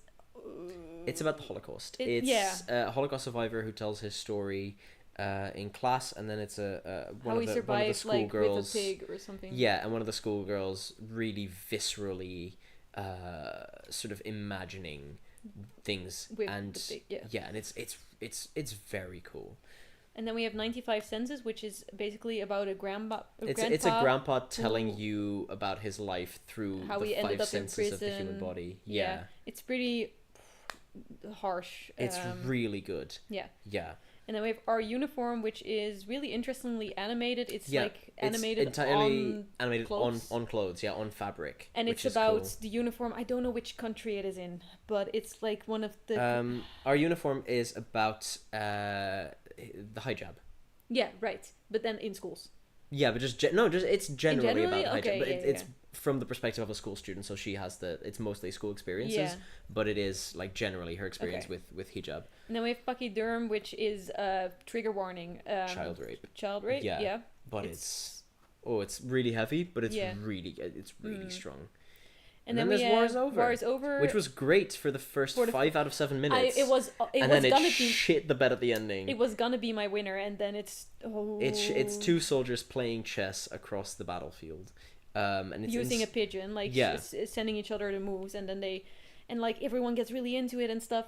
But then they have to actually fight. What happened? It ends because the fucking pigeon dies, which I'm really upset about. And then War is Over by John and Yoko starts playing. Which I didn't think was an appropriate song for that at all. I mean, it makes sense because it's called War is Over, inspired by the music of John and Yoko. If you didn't think they were going to play that song... I know, but I thought maybe at the ending credits and not like... No, they played it straight over the final scene of the movie, and it did slightly diminish... because it was so cute, the whole chess thing, but yeah. Yeah, it wasn't bad in any way, but it did weaken it a bit. For me... My number 5 is Letter to a Pig, because I'm probably not smart enough. I just didn't understand shit about that movie. That's fair. My number 5 might be Our Uniform, and then that. number 4 being Letter to a Pig. My number 4 is War is Over. It could have been so much. Yeah, the first minutes did enough heavy lifting for me that it's allowed to be number 3. But other than that, my number 3 is Pachyderm, because it didn't hit as much as it. Really? No, it didn't. Oh, okay. I didn't think it did like a bad job of handling the subject, but it just didn't hit. That's fair. This is where we divert, but yeah. So what's your number 2? Our Uniform. Yeah, my number 2 is gonna be 95 Senses, because Pachyderm definitely hit. It was number 1 for me by a long shot. So yeah. Yeah, I think you're more passionate about Pachyderm than I 95 Senses is my number 1. It was really good. It was really good, but it's not like, whoa, I need this to win. Or... I've seen better animated shorts, yes, but like last year we had 2 shorts that we were really rooting for the boy and the heron. The boy and the heron. Sorry, the boy, the mole, the fox, and the horse. Yes. But the other one. But the ice. Yeah, the ice climbers. Yeah, something like that. That's Nintendo. Buyers, ice merchants. Ice merchants. That's the really one. Good. Yeah, that was so good. Like it was just a stronger year. So, yeah. And 95 Senses. Mostly, it's for me about the way that it tells its story is really, really good. Yeah, I highly recommend that to anyone. And then on the left, we have our posters for the short live action ones. We have... Okay, listen, there's some really big plot twists in these, like especially these, like 2 of them. There's a few that we really shouldn't talk about the plot details of. if you want to see it. But we're gonna quickly run through them. We have the after. I'm gonna mention, because the plot twist is at the start. We all started laughing so hard because it was so badly executed. Like, it's supposed to be this really sad scene where a dad loses his wife and his kid. But in some kind of way, they execute it in a way where suddenly they die and they like throw each other off a bridge, and it's funny. It's also just someone wearing a bad mask that runs up and just starts stabbing people out of nowhere. And it's no explanation. It's just like he runs and he just goes, "I'm gonna stab the kid," and it's like, it's so stupid. It's weird. The harrowing thing that happens right after was like was my favorite thing about it, which was when the wife sees that the kid's dead and just without a single second thought just throws herself down a roof. I like that. I thought that was good. Yeah.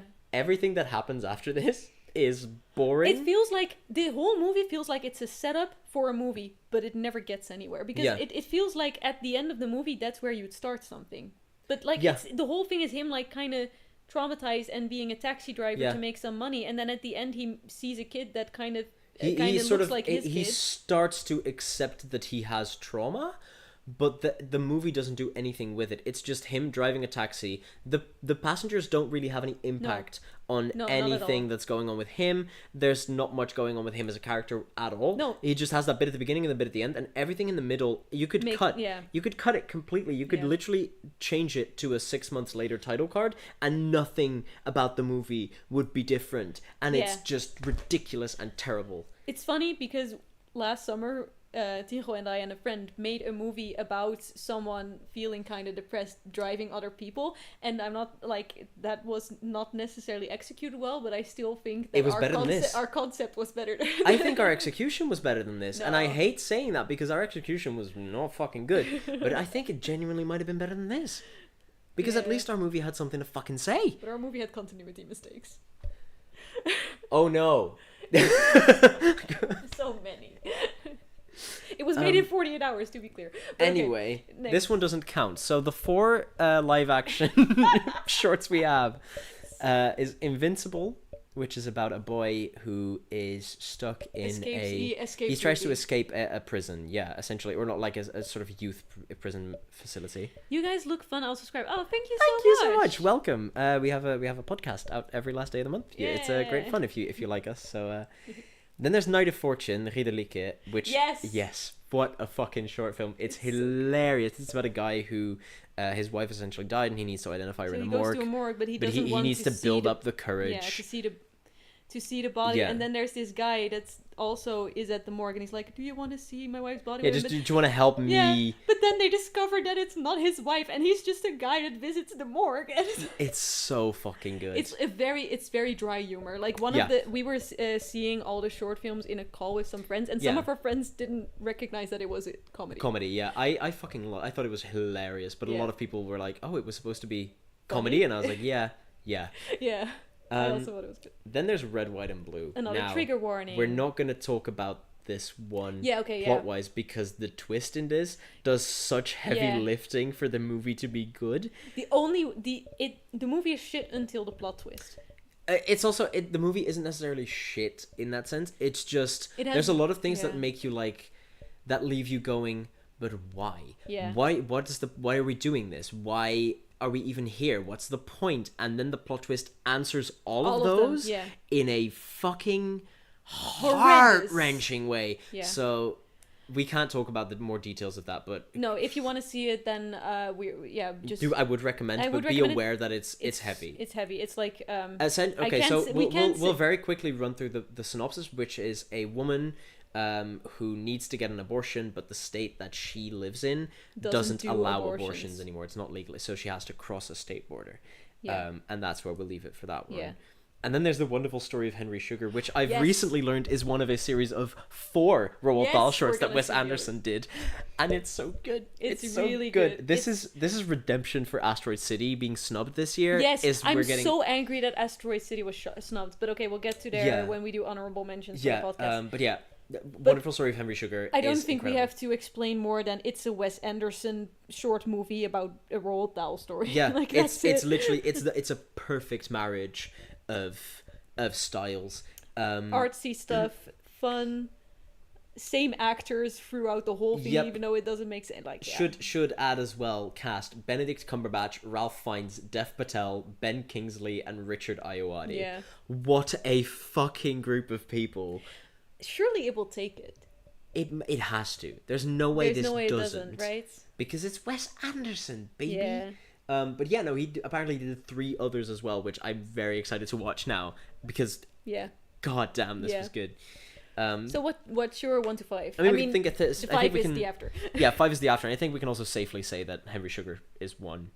No, Knights of Fortune is 1. Is it? Yeah. Ooh, for me, it's Knight of Fortune becomes 2 because Henry Sugar. Listen, I fucking love Wes Anderson. Yeah. Call me. That's my basic director pick. Where Nolan is yours, Wes Anderson is my basic director pick. It's just that good, man. He's just that good. I completely get it. So yeah, and then my number 2 would be Henry Sugar, and I think both of our threes are Red, White, and Blue. Yeah, and absolutely. then 4 is Invincible. 4 is Invincible. It's not because Invincible was bad necessarily. It's just that Red, White, and Blue was really strengthened by its twist, and Invincible didn't have that moment of shock or like the movie suddenly clicking into place or making sense. And the thing is also with Invincible, it's a good movie for sure, but I've having seen a bunch of short movies alone in already just in the Netherlands when I went to short film festivals here, there's better stuff out there. Yeah. I'm mostly upset. We're not because honorable mentions are going to be a thing for later, obviously, but just really quickly while we're on the shorts, there's one short here that I'm so fucking pissed. The After got nominated. We could have had the Anne Frank gift shop, and we didn't. Instead, I'm so pissed. I am pissed beyond belief. So, yeah, do with that as we will. But yeah, it's gonna be fun to see what wins tonight. But last year we were really rooting for stuff, and this time it's just as long as the After doesn't win anything, and the After don't win anything. Yeah, I'm pleased. If even for animated, any of them could technically take it, and I'd be fine. I'd be a bit miffed if it was War Is Over over anything else. But for all of them, I can see the merit, right? Yeah. So, yeah, I don't mind it as much. What is our next category? Best documentary feature, which we don't really have to do because I'm not gonna do it because I you didn't watch any of them. I don't have the picture because I didn't watch any. No, that's fair. You didn't watch any of them. I didn't. I saw bits of all of them.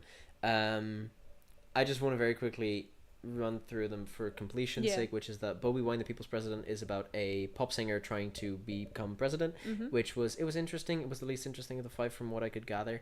The Eternal Memory seemed fascinating. It was about it's about 2 creatives, and one of them now has dementia, so his wife is now taking care of him. It seems really cool.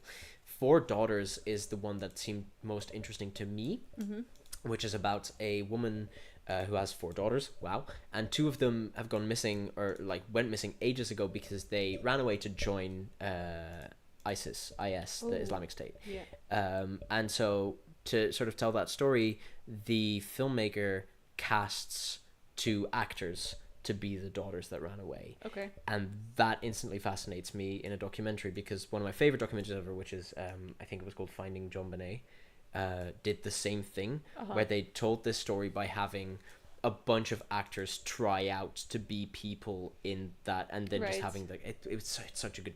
This is essentially just an ad read for me for John Bonet. Finding John Bonet. Go. Casting John Bonet is what it's called, which makes sense. Highly recommend that one.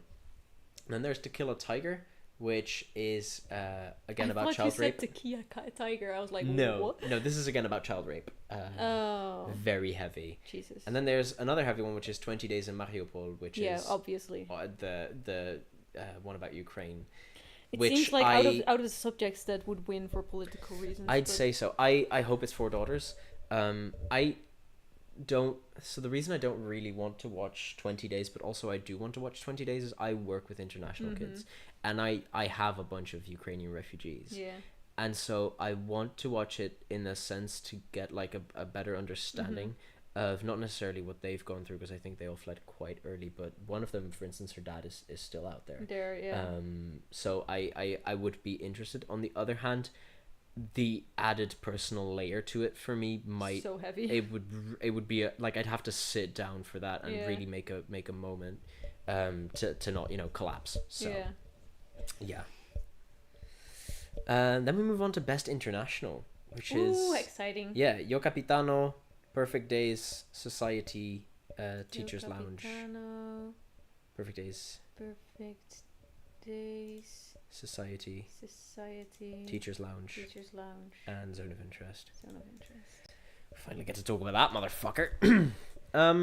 Okay, so we're gonna talk about overall movies now, because this is like the best picture, but then for international. Yeah.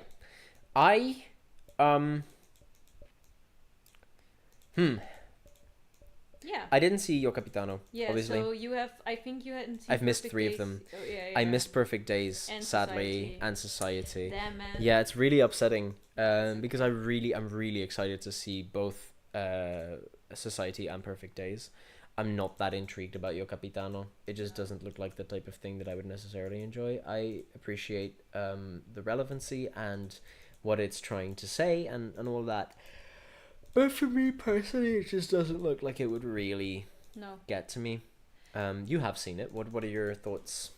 My thoughts are that it's kind of similar to yours, even though you haven't seen. Like, it's good that they want to talk about. It is about two young children. Basically, they're 16 years old, and they want to leave. I think it was. Oh, I don't want to get this wrong. I think Senegal. Yeah. They want to leave a country in Africa and go to Europe, to Italy, to make their music dream come true. But obviously, it's not so easy. So they have some money and they go, but there's just horrible things happening along the way. Like in real life, it's on the boat. Yeah. It's really hard. People die. They get separated. One gets sent to a prison, and the other one gets basically sent to this place where they're like, call your parents and ask for money or we will torture you. And it is really good that they want to talk about that stuff, but it was not executed in a way where I cared deeply about it. Yeah, like that's fair. It's just they didn't make the characters feel superhuman, I guess. Yeah, that sounds about right. Yeah, I don't know. And I feel like it is a little bit of a political choice to nominate it, because I thought it was good, don't get me wrong, but there were definitely better movies in other countries that were this year. So yeah, that is my is it my number 5? I thought it was was until today, wasn't it? Yeah, I haven't even seen this. I would also probably put it in number 4, and I know that normally if I haven't seen something, we stick a little hole and we just leave, like we leave the bottom ones blank and we stay. I would like to put Zone of Interest in 5 regardless, and then just leave 3 holes. Can we do that, please? Fuck Zone of Interest. Oh my god, do I have beef with this fucking movie. It's based off a book that sounds really interesting, and then it does nothing with any of that plot. It does nothing with any type of plot. It's made to look quirky and be deep because the Holocaust is in it. And that's all the movie is. It does nothing with its plot. It runs for 2 hours and nothing happens. And not in the interesting sort of like Banshees of Inisherin, nothing happens way. Not in the Anatomy of a Fall, nothing happens. We just talk about the things that have happened sort of way. Nothing happens. Nothing happens. It is a movie about characters that we do not care about because they're evil Nazi people with no redeemable qualities. That's not an overstatement. They just genuinely are. They don't care about what they're doing. Yeah, we don't care about these characters. The characters don't care about what's happening in the movie. Ergo, I don't give a fuck about anything here. There was some really interesting stuff in there. I thought the black and white sequences with the lady was. I did not think that was good. I thought they were interesting at least. The execution could have been. Those were the parts where I was like, I can close my eyes for a bit because it's just fair. No, I thought the execution left to be desired. I think that it was interesting to that extent. I also think there was at some point some coded language that was insinuating like it was rape based. And I thought that could have been interesting if they did more with it. There was also the scene at the end, which I really liked. I think the thesis of the movie is supposed to be this sense of like, the people who were actively participating in the Holocaust didn't really care. It was just their day job, and it tries to juxtapose at least for some of them, to be fair. Yeah, for some of them, for this guy specifically, and it sort of juxtaposes that at the end with the people who are now working at the Holocaust Museum to clean it, where it's like, yeah, these things are terrible, but we also currently have people in our society where it's just sort of become their job, and they shouldn't think about it too much because that's going to weigh on them. Like, we don't blame the cleaners for that, but because of that, it also becomes very muddled. Where I'm like, are you saying that maybe we shouldn't be blaming some of these Nazis? What are you implying? What's the point of your fucking movie? The answer, of course, is that there isn't one. Yeah, I mean, I think maybe it's not so much that you're trying to blame people for not caring, but you're trying to get them to care. Yeah, but it's like by saying, oh, these people didn't care much because it was just their job, and then juxtaposing that with actually innocent people who shouldn't care too much because it is just their job. It's like, why are you making this comparison? It was a little bit of a weird comparison, I guess, but I don't know. I think it was just it was so hard not to fall asleep. I had really high hopes for this one as well. I thought it was gonna be good because I don't like horror movies, but I was like, this is a new twist on it because. But again, I think if the concept really could have been so strong, if it would have been slightly more artistic even, which I usually am not really all that for. But it was trying to be it, but it didn't go far enough in it. There were some cinematographic things in there that I really liked, which was, for instance, there was one shot where they're walking through the garden and she's sort of very calmly explaining, like, oh yeah, here's where I plant my flowers, and oh yeah, sorry about the noise, there's, Jews being gassed or whatever, and you see the sort of like the big Auschwitz wall next to them, and that was really interesting in that juxtaposition. And then when they start talking about the wall, the camera moves away from it, so you just see them. I thought that was a really interesting way of dealing with that. It just doesn't go far enough. Yeah, it's just if it was like the poster looks. Yeah. Then it would have been probably already so much better. And then also there's this whole storyline of the main character, the main guy from the family, is getting he needs to go do a job in another concentration camp, not at Auschwitz, which I think they should have all stayed in that house and put a storyline in there. But like instead, we're suddenly diverting from that's because whole point of the book is about fictional people, and you can pull that off. The movie wants to make it about a real person, and therefore they have to follow what that real person is doing. Yeah. You didn't have to. You could have not. We don't care about you accurately portraying Nazis. They were assholes. We don't. It's not necessary. Yeah. It's just, and it's also, I feel like if it would have gone harder on the concept of we hear all the horrors but we don't see it, it would have been, like, it didn't. It had it in the background all the time, sure, and that was kind of jarring, but it is for the first 10 minutes, and then it keeps doing the same thing. Yeah, which I guess, had it been a better film generally, I could have said, oh, that might be part of it. You're getting used to the sounds of it yourself, and you're getting desensitized to but I don't think the filmmakers thought that far ahead. Yeah. It's just not that, like... Okay. Yeah. But the other one you did watch is the Teacher's Lounge. So I argue that probably would have been my number one, except maybe Perfect Days, if it holds up to what I think it is. Uh-huh. But yeah, no, I fucking love Das Lehrerzimmer. It's great. It's so good. It's also, again... My type is primary school teachers. I'm deeply in love with But she's also... My type is not primary school teachers, but she looks so good. Your type is middle-aged women. Shut the fuck up! It's not. It is. But, like, besides that, it's very personal for me as well. Yeah. Because very consistently... Like, there's this one kid, and he keeps fucking up a little bit. And she very consistently is like, no, listen, I see how he's fucked up. But there was very clear reasoning behind it, and she tries to defend him and be like, okay, listen, we should maybe look at the reasons behind it, not his actions, but more so what caused them. And I'm very much like that as a teacher, where I'm like, listen, these are kids. They don't know how to regulate their emotions, how that cause and effect works. They just have an emotion and act on it, and they don't really have... And this can be a teaching moment if we teach them about why their reaction to this specific thing was off, but not if we just go, that's wrong, and don't tell them why. Yeah. And so she was just a very relatable character for me because she's me. It's that, but it's also her finding out, like, it starts with someone is stealing at the school, and she finds out it's a teacher, but she does that by making a video, which is like a violation of privacy. It's also indecisive because you see the blouse the teacher is wearing, which is very distinct, and no one else is wearing it. But it's never technically confirmed. It's not that, confirmed, like, you don't see her face. You don't... Well, do you think? Yeah, I think it's 100%. Because I actually am not sure that it was. I am.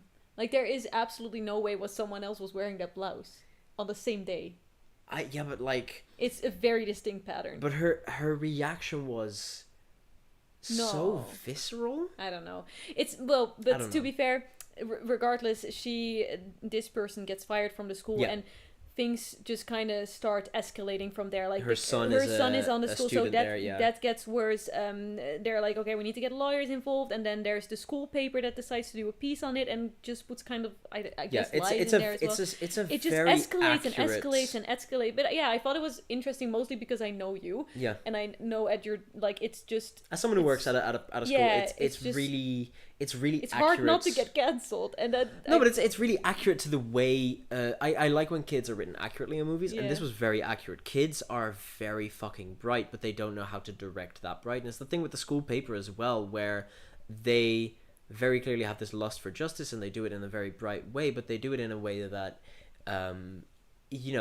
well-thinking adults wouldn't, because these kids just haven't fully grasped that concept yet. They do it with good intentions of there's an injustice and we are in a position where we can fix that, but they don't think about additional consequences or even stuff beforehand, or the right way to go about it, which is to it's a really interesting it's sort of a no one's in the wrong movie, which I really like as well.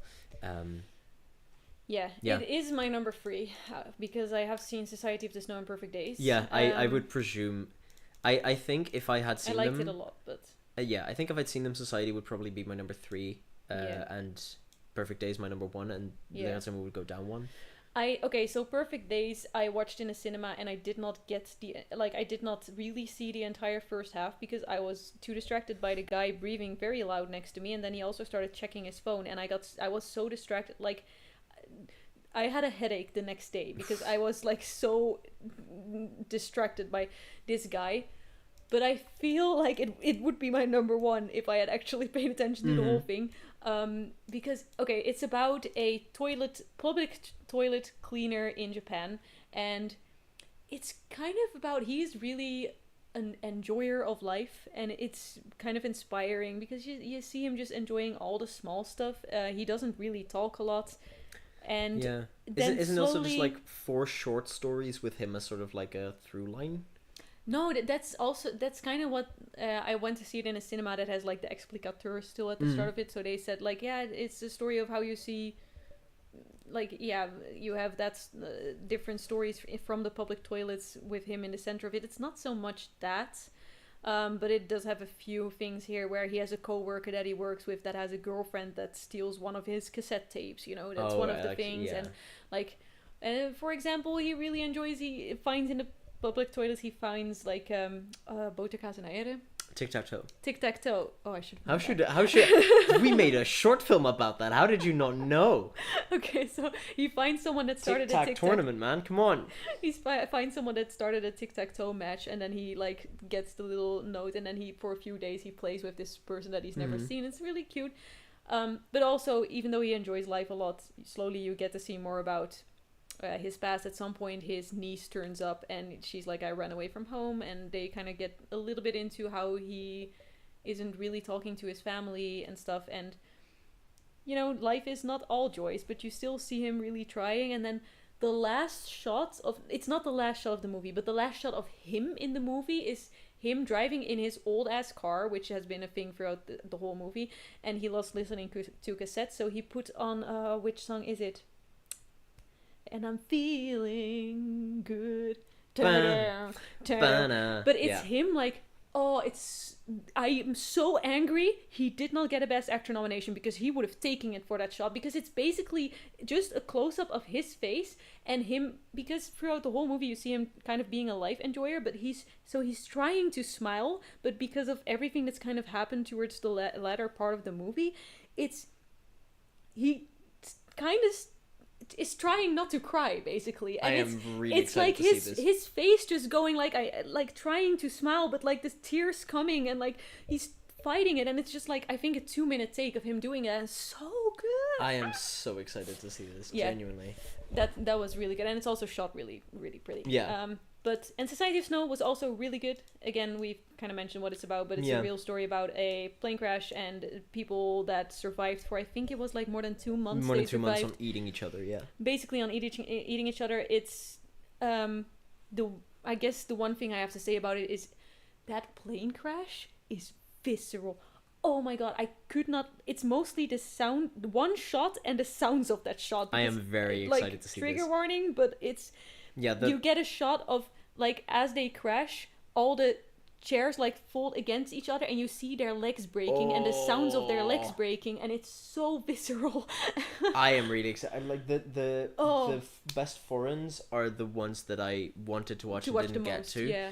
I would definitely like recommend these are the only two that I've missed, sort of, that I'm like, I really want to go back and watch these. Yeah, I would recommend. There's a few others that I'm like for instance, with the next category we're going in, which is best animated. I haven't seen Boy and the Heron because I didn't get to. Time, yeah. And Godzilla -1 as well. The Avalanche. Oh god. Oh yeah. It's then like, it's basically also throughout the movie people die, and it's like, but every time there's like a trigger, and then suddenly a bunch of them die again, and it's like, oh shit, but we also have more food. Yeah, I'm really intrigued to see this. They did a really good job at it. Apparently, it was filmed before. Like it's the second adaptation of this story. Yeah, I know. Yeah. I've read the book. Original, I've seen the original. I've seen the documentaries about it. I didn't know that. For a little while here. This was like when I was a kid. This was something I was really fascinated by. Yeah. So that's why I was really, really intrigued to see this as well. But yeah, we'll move on to best animated. Yeah, you have those in a neat little folder, don't you? Because they never get nominated for anything else, which is bullshit, because Spider-Man should have been nominated for best score. Fuck yourself. Anyway, deep breaths. We're fine. It's fine. cool. This is fine. It's cool. We're fine. Bomb. There you go. Wow. Animateds. Crazy.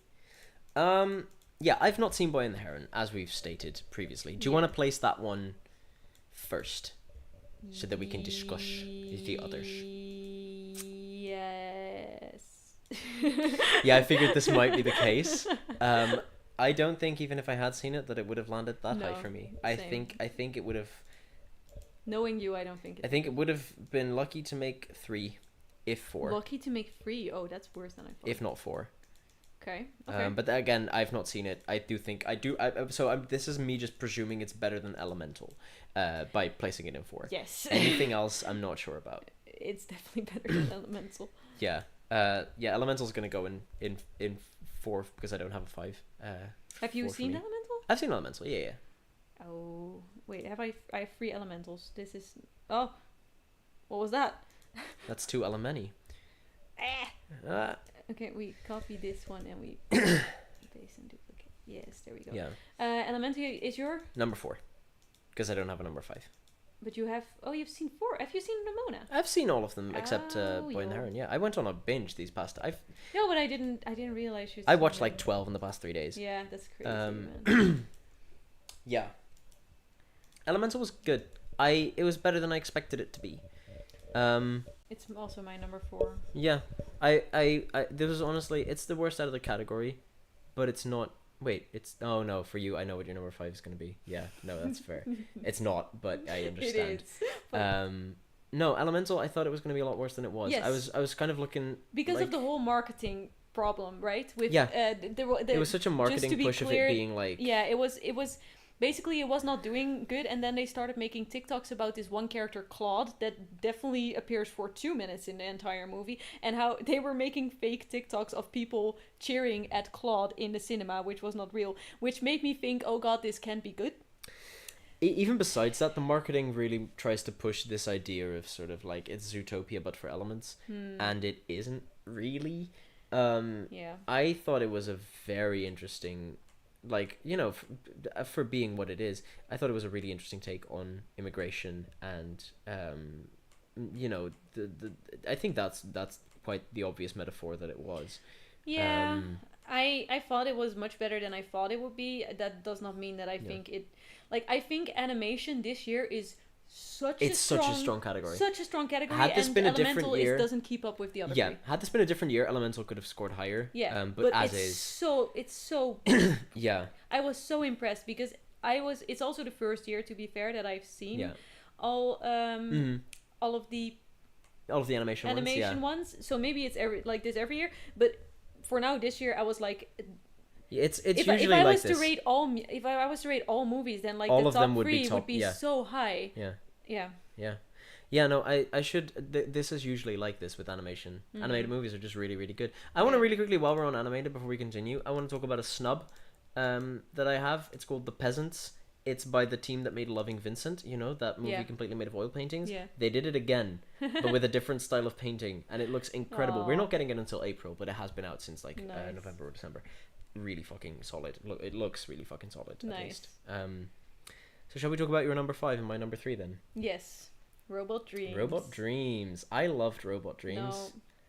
I know you Awful. nearly fell asleep during it, but I loved it. Multiple times. God fucking damn I it. loved it so I much. hate this movie. It was so good. I It's don't. about- I don't. No, I don't hate this movie. That's an overstatement.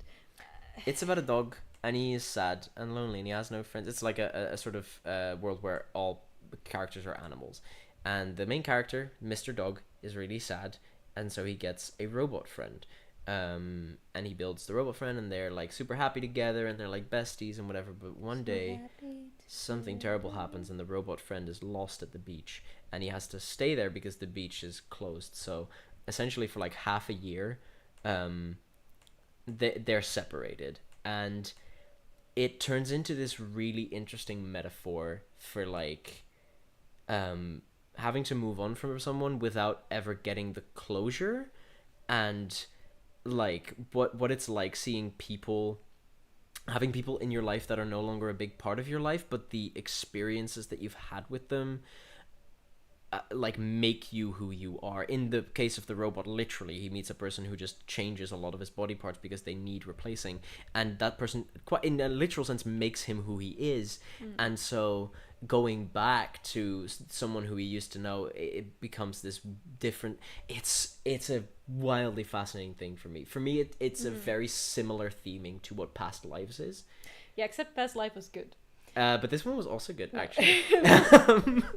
I thought, like, in the way you explain it, it sounds very good, but it's just very boring. I can understand that. It's a bit overlong. There was a couple dream sequences that I might have cut, but I liked it enough. I would have loved this as a short movie. That's fair. But no. That's fair. It would have made a killer short. I still think it makes a killer animated movie, but yeah. As a short, it would have probably been top of my list. As an animated movie, it sits nicely, comfortably at number 3. And we'll get to Past Lives in a second because that wrecked me. It's a very personal thing for me at the moment. Like, people from my past who, you know, I'm trying to reconnect with or trying to, like, stuff like that. So this was just something for me that really struck. And Past Lives, we're gonna get there, but Past Lives. Wow.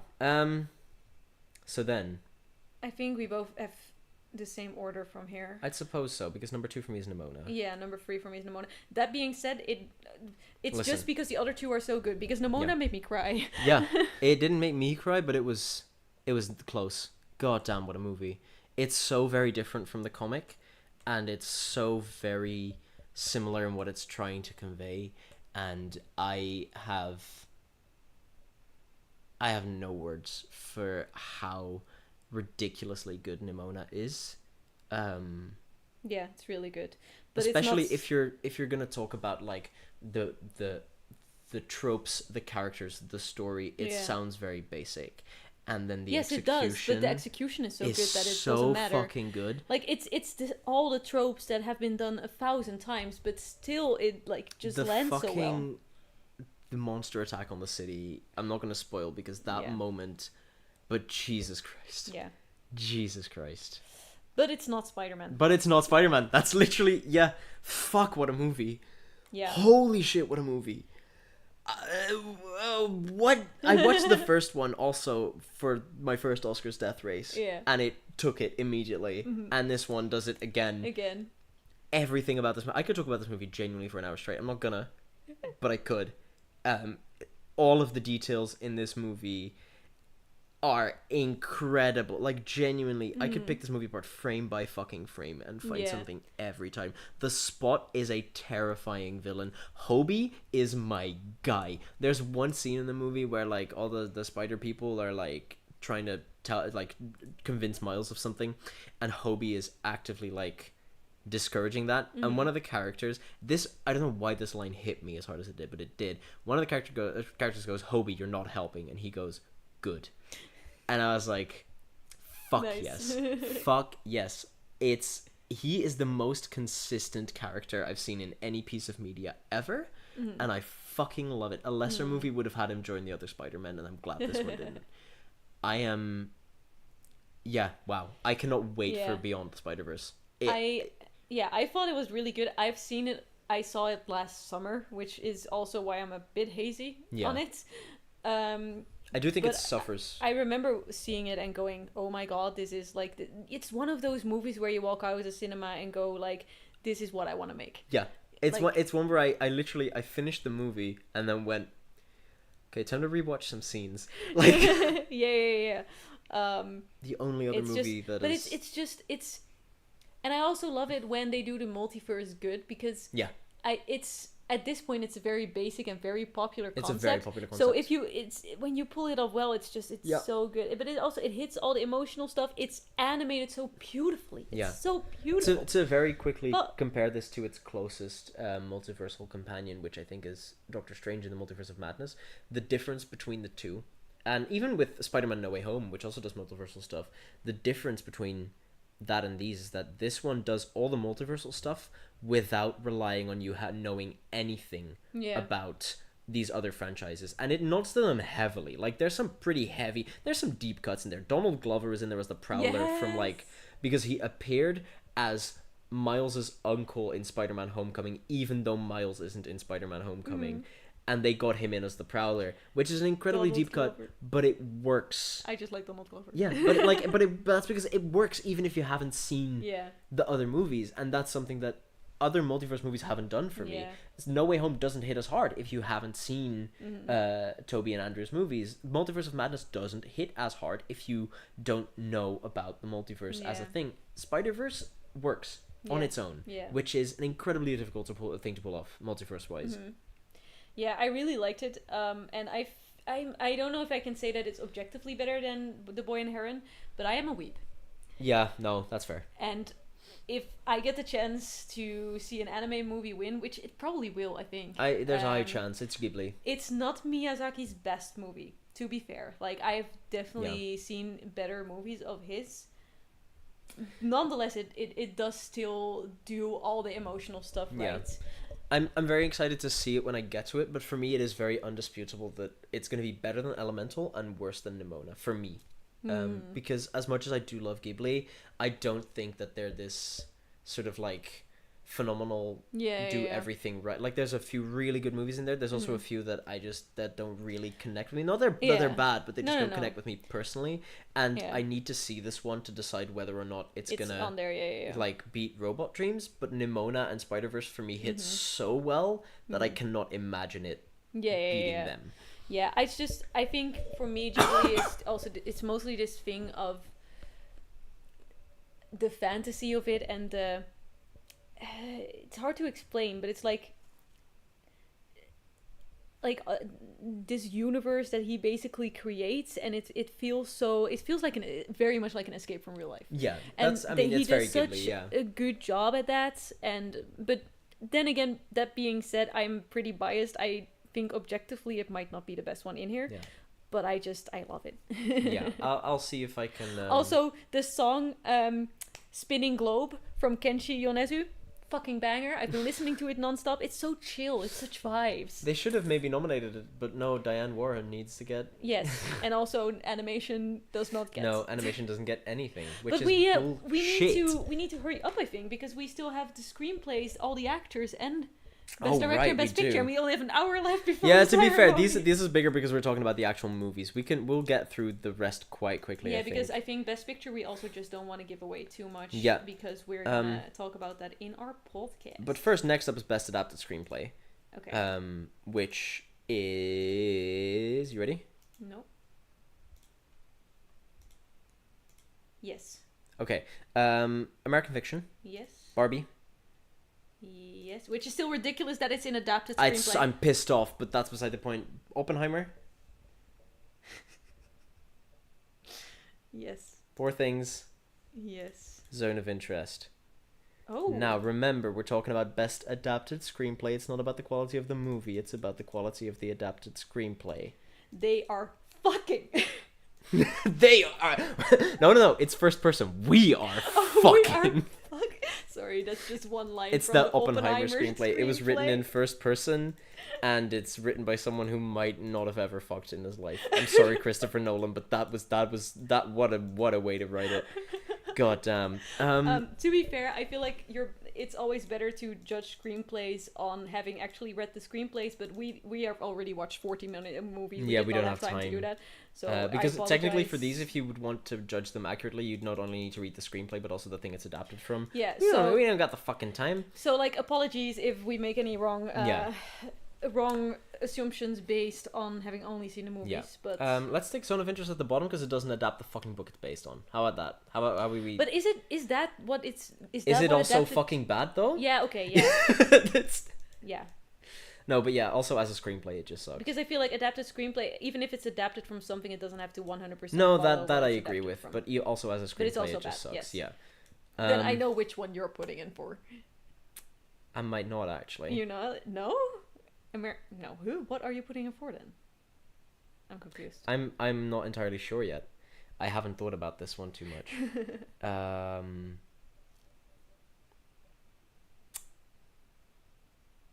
It's hard. It's so difficult, dude. No, it can be Oppenheimer for me. Sorry, no, but it's like actually that last line goes so fucking hard that I cannot. I know that's true, but other than that, like it might have to be for me, and not because I thought the screenplay was in fact quite good. It's just that not as good as the others. The other three. I'm gonna say something controversial. What? I think this was just not what Poor Things was strong on. Like I love Poor Things, but I think out of all the categories that it's nominated for, screenplay is not the one that it should take. Because I think cinematography is super strong, all of the costume design is super strong, and it's still a very solid screenplay. But if I have to put something in for it might be my number 3 as well. Yeah. Because I think the dialogues were very strong, but I do think there was a few things that could have been quite improved on. And I'm gonna do something that I maybe wasn't expecting. You're gonna put... I might put Barbie in 2. Oh my god! Now. What in the... I know. Fuckity fuck? The reason for this, and I'm gonna catch some flack for this, is America Ferrera's speech. Yes! Oh, okay, so we actually agree on this. Yeah. It sucks. I wouldn't go so far as to say it sucks. I think it sucks.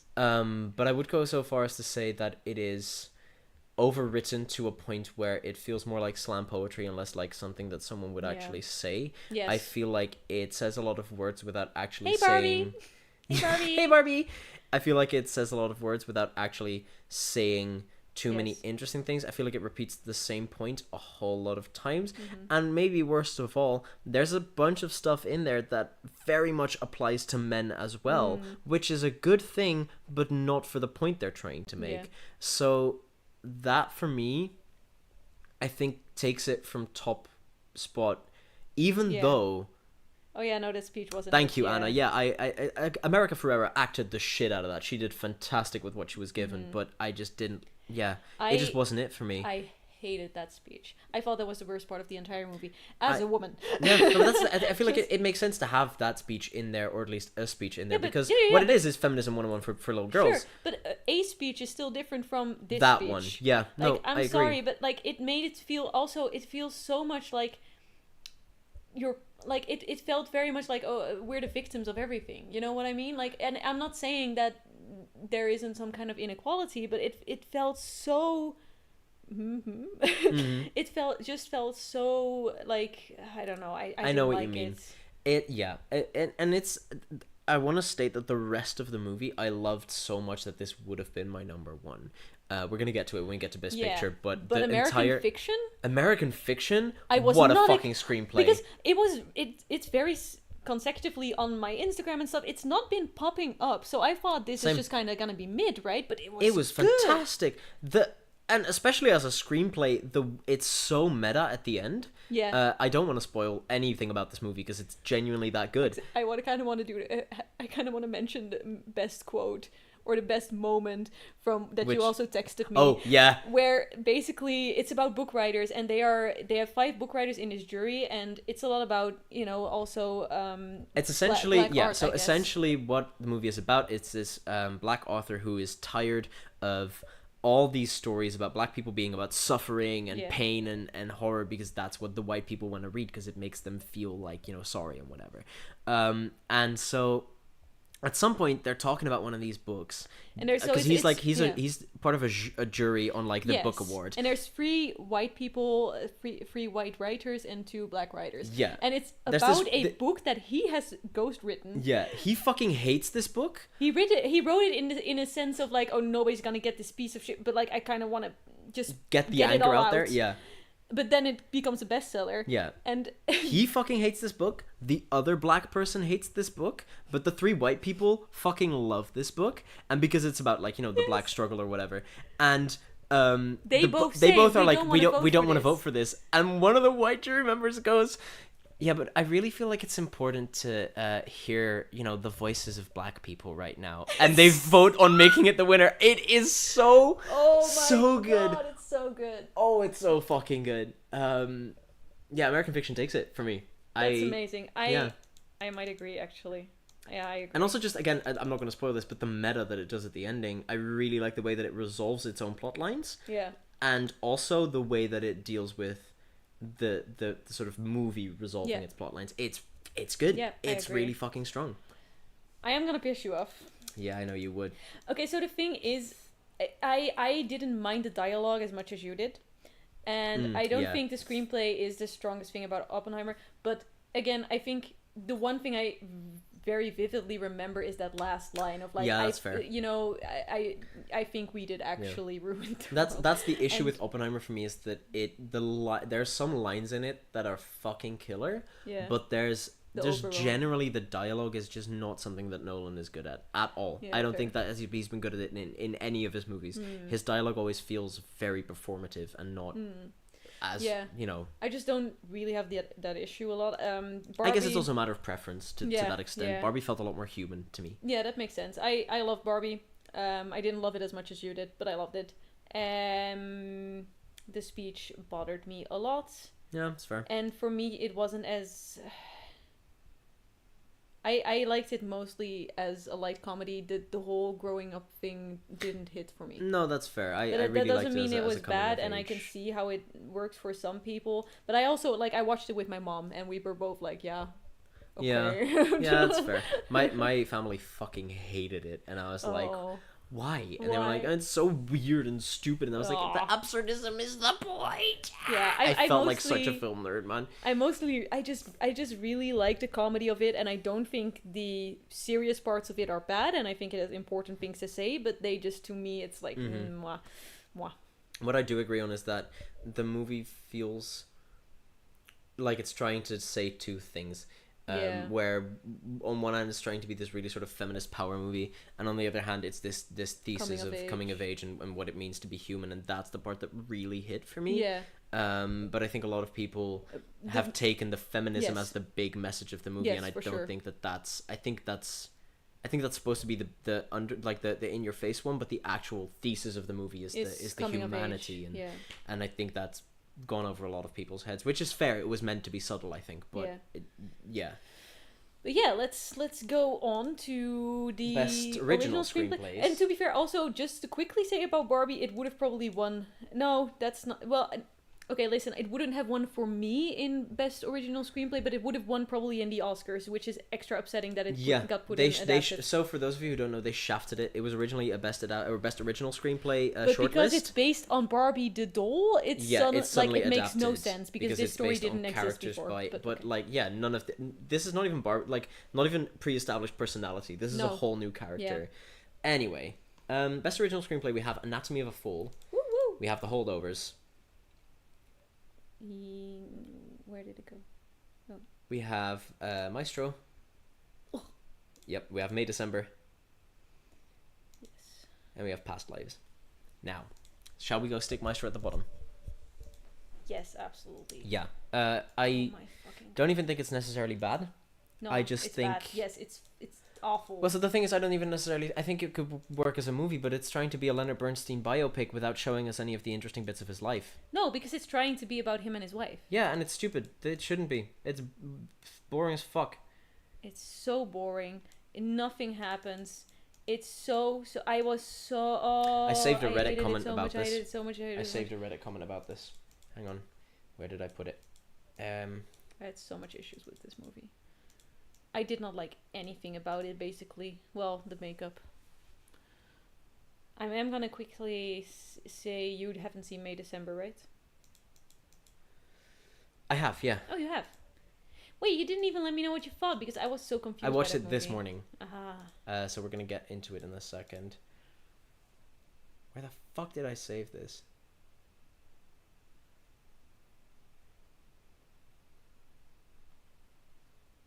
Oh yeah, here. I thought it was a beautifully crafted film that focused on a part of a great man's life that just wasn't interesting.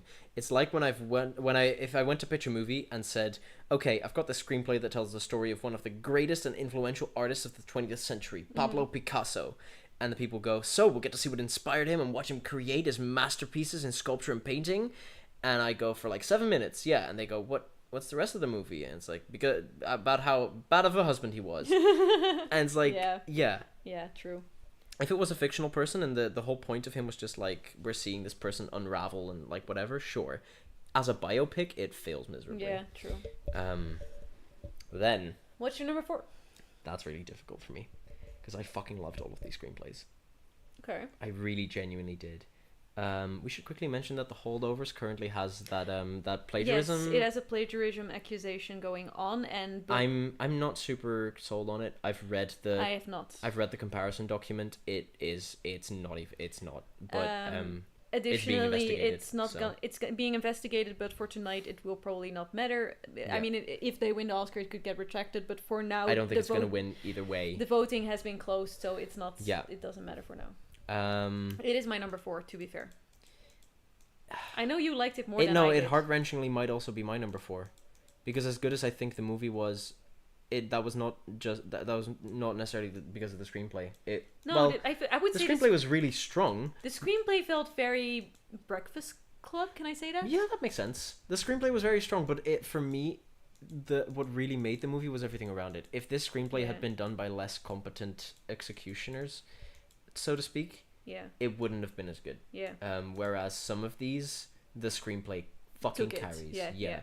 I think my number 3 might be either May December or Anatomy. I'm not sure which of the two. Mine is May December. Yeah, I'll probably agree on that. I was very confused by May December. I did not know what to think about it at all. It's really rarely that I don't have a strong opinion on things, but this one I was like, I understand. I did really like May December.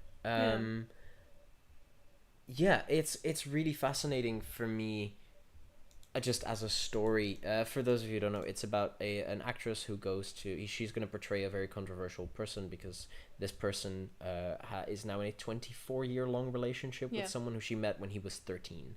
So it's severely fucked up. And it sort of deals with, because she is here to figure out how to portray this woman. She's kind of unraveling. She's sort of bringing up all these things from the past that everyone thought that they had processed and buried, but clearly they haven't quite.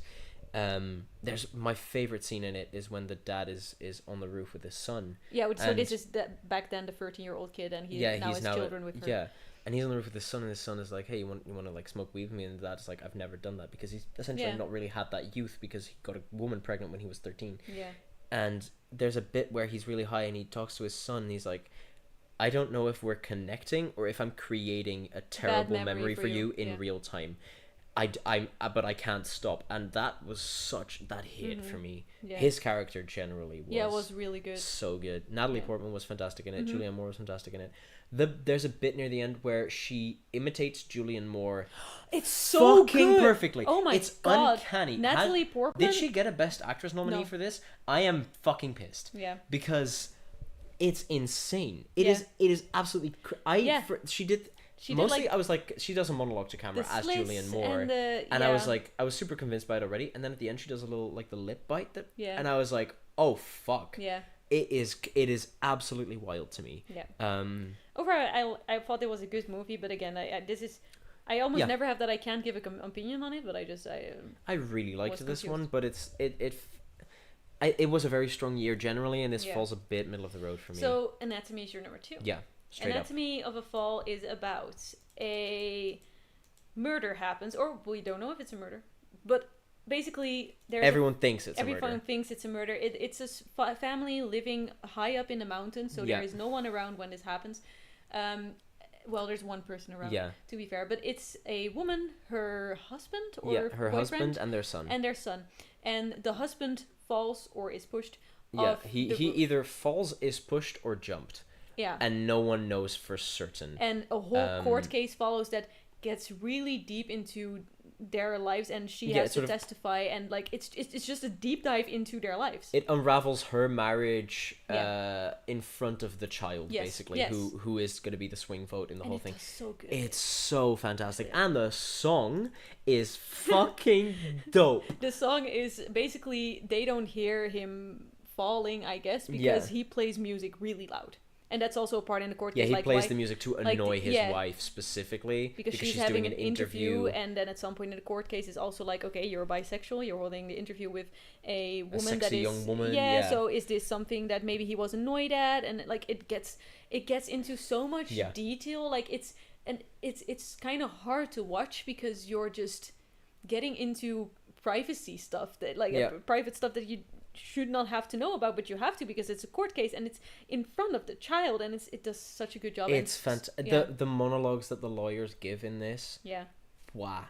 Wonderful. But court case, right? But past lives for you, huh?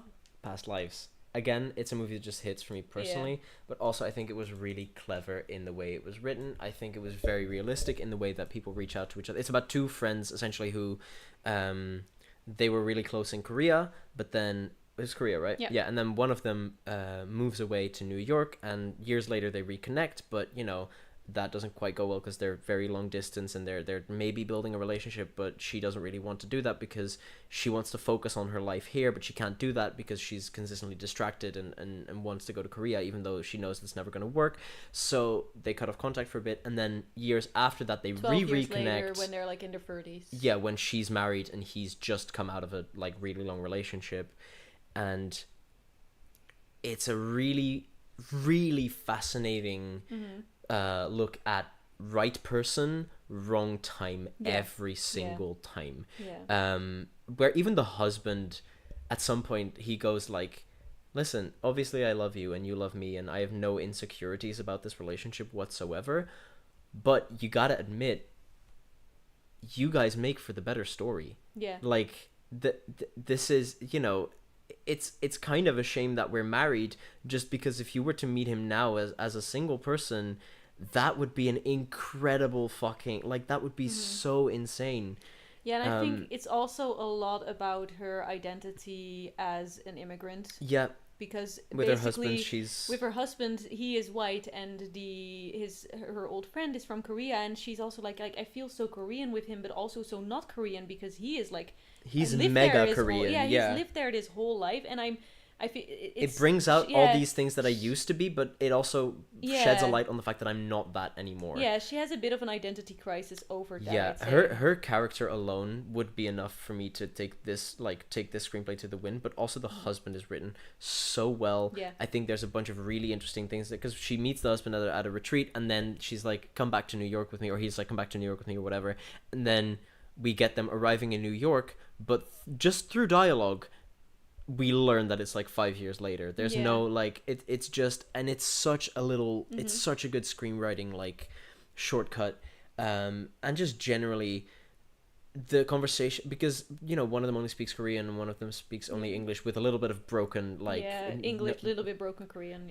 And the husband and the old friend, like, they have a really interesting friendship and relationship. It's such a good movie. Yeah. And the screenplay for me really carried that. Yeah. So that's it. Has to I think Anatomy and Past Lives were on the same level as movies for me, but Past Lives was more carried by its screenplay than Anatomy was. I am gonna put Past Lives in too. I did really like it, and it did also like it touched me. Not like. No, but I get. But I think for me, Anatomy is stronger because it's able to go into so much detail without it feeling like, oh, you're getting to the nitty gritty and you're being too nitpicky, but still is able to completely just derail these people's lives and like get it. Court case dramas in general are just very impressive to me. I don't know how you'd ever write those. and it just does a really good job at the emotional part of it as well. Absolutely. Like also yeah. just that part at the end, I loved so much. Her lawyer of the main woman, she has this kind of attraction to, and the whole time they're kind of like, are we gonna not? And at the end they almost kiss, but then they don't, and that's amazing because they shouldn't, but you feel that there's somewhere like it's a very good representation of there's something there, but neither of them wants to explore it, Yeah. and it's good. Yeah. It's really good. But I think a lot of that for me as well was the performances. I get that, yeah. So yeah. Okay, let's move on because we have 45 Okay, minutes. best supporting actress. Best supporting actress. Oppenheimer. Oh, not the best. Oh no, wait, these are not movie. Oh fuck. Barbie. Then Color Purple. Barbie, Color Purple. Yes. Oppenheimer's in there Nyad. Then Oppenheimer. Nyad and Oppenheimer. Yes, Nyad. Oppenheimer. And Holdovers. Which I think would be further up. I fucked up, but it's alphabetized by actress, not by. Oh yeah, that sucks. Okay. So I haven't seen two of these. 2 of these, yeah. So Nyad and Color Purple are out. Yeah, you are out of Nyad and Color Purple. I have seen all of these, so I'll quickly, I guess, give my opinion on the Color Purple and Nyad. Wait, Barbie is America Ferrera. Yeah, America Ferrera for Barbie. It's Davine Joy Randall for Holdovers. Mary. Jodie Foster in Nyad. Danielle Brooks in Color Purple, and Emily Blunt in Oppenheimer. Okay. I am biased. I know you are because. Not for Oppenheimer. No, I know because Jodie Foster. I like Jodie Foster a lot. Okay? I know. She's so good. I'm gonna put her on one. I'm sorry. No, that's fair. I've not seen, so I don't think Nyad is necessarily the greatest movie. I also definitely don't think we're gonna get to Best Actress. I don't think she should be there. I think Jodie Foster though. Jodie Foster, first of all, should be in the Best Actress category because she has as much screen time and she is as important a character as what was her Annette Bening. It is not fair that she's not in Best Actress because the only reason she is in supporting is because she is the coach and not the swimmer. But she has more screen time because the swimmer is swimming the whole time and she is out there. I feel the exact same as America with America Ferrera. Like, bro, yeah, America Ferrera. I'm also. First of all, I understand that she's supporting because yeah, Barbie is the main female character, but on the other hand, just to look ahead, Ryan Gosling is supporting actor in that movie, and that you fuck off. Yeah. Fuck off. Yeah. I am gonna put America Ferrera in 5, which I know you don't agree with because I know that you think that she did the best with that speech that she could, and I agree on that. It's also because I'm biased against or for America Ferrera because she's Astrid in How to Train Your Dragon. Okay, fair. So I know what she's capable of, and but America Ferrera for me in this movie was honestly the least interesting thing. I kind maybe of agree. Also her character, but also her acting. I really liked most of her character. Yeah. When she was like fangirling over Barbie in the car, that was fantastic. Yeah. But I don't know. And then for me, Emily Blunt did not stand out that much. I would have probably put Florence Pugh there. Yeah, I agree. Emily Blunt's my number 3 there. Then again, sure I didn't think Florence Pugh was as good in Oppenheimer as she's been in other things either. No, but I think out of the two, she's the better one. That I agree with. I think honestly, for Oppenheimer, Robert Downey Jr. was the only person I would have nominated. Maybe Cillian Murphy as well. I would have put Cillian Murphy. But yeah, no. Definitely number 3, Oppenheimer for me. And then what are you going for 1 and 2? For 1 and 2, it's difficult because I don't think Best Supporting Actress was particularly strong. No, this me year. Neither. But out of the two, I do want to say that I liked America Ferrera more than Davine Joy Randolph. Okay. Not that I think Davine Joy Randolph. I think she did a fantastic job, but America Ferrera, man, that's my girl. I get that. Oh no. Yeah. For me, between the Color Purple and the Holdovers, it's hard because their characters are. No, they're not that similar. To be fair, like the. Are you just saying because they're both? No. Just trying to casually cancel you, real quick. Casually cancel me, because they're both black women. Yeah. Yeah. But one of them is clearly fiercer than the other. The other, absolutely, yeah. But they both know how to stand up for themselves, I guess. I also didn't see Color Purple, but that's also because it was very low on my priority list because I don't like Danielle Brooks that much. I think she's okay. Okay. But I'm not that. I would say out of these two, she will be my number 3. I think she did a good job. But Davine was fantastic, yeah. But Davine was fantastic, yes. I really hope also that we're pronouncing her name correctly. I'm so sorry It's if we the are not. apostrophe. It might be Divine. Divine. One of the two. She was fantastic. Okay. Miss Joy Randolph. Best supporting actor. Yes. Actor. We're gonna do American Fiction. We're gonna do Barbie. American Fiction. Barbie. We're gonna do Killers of the Flower Moon, Oppenheimer, and Poor Things.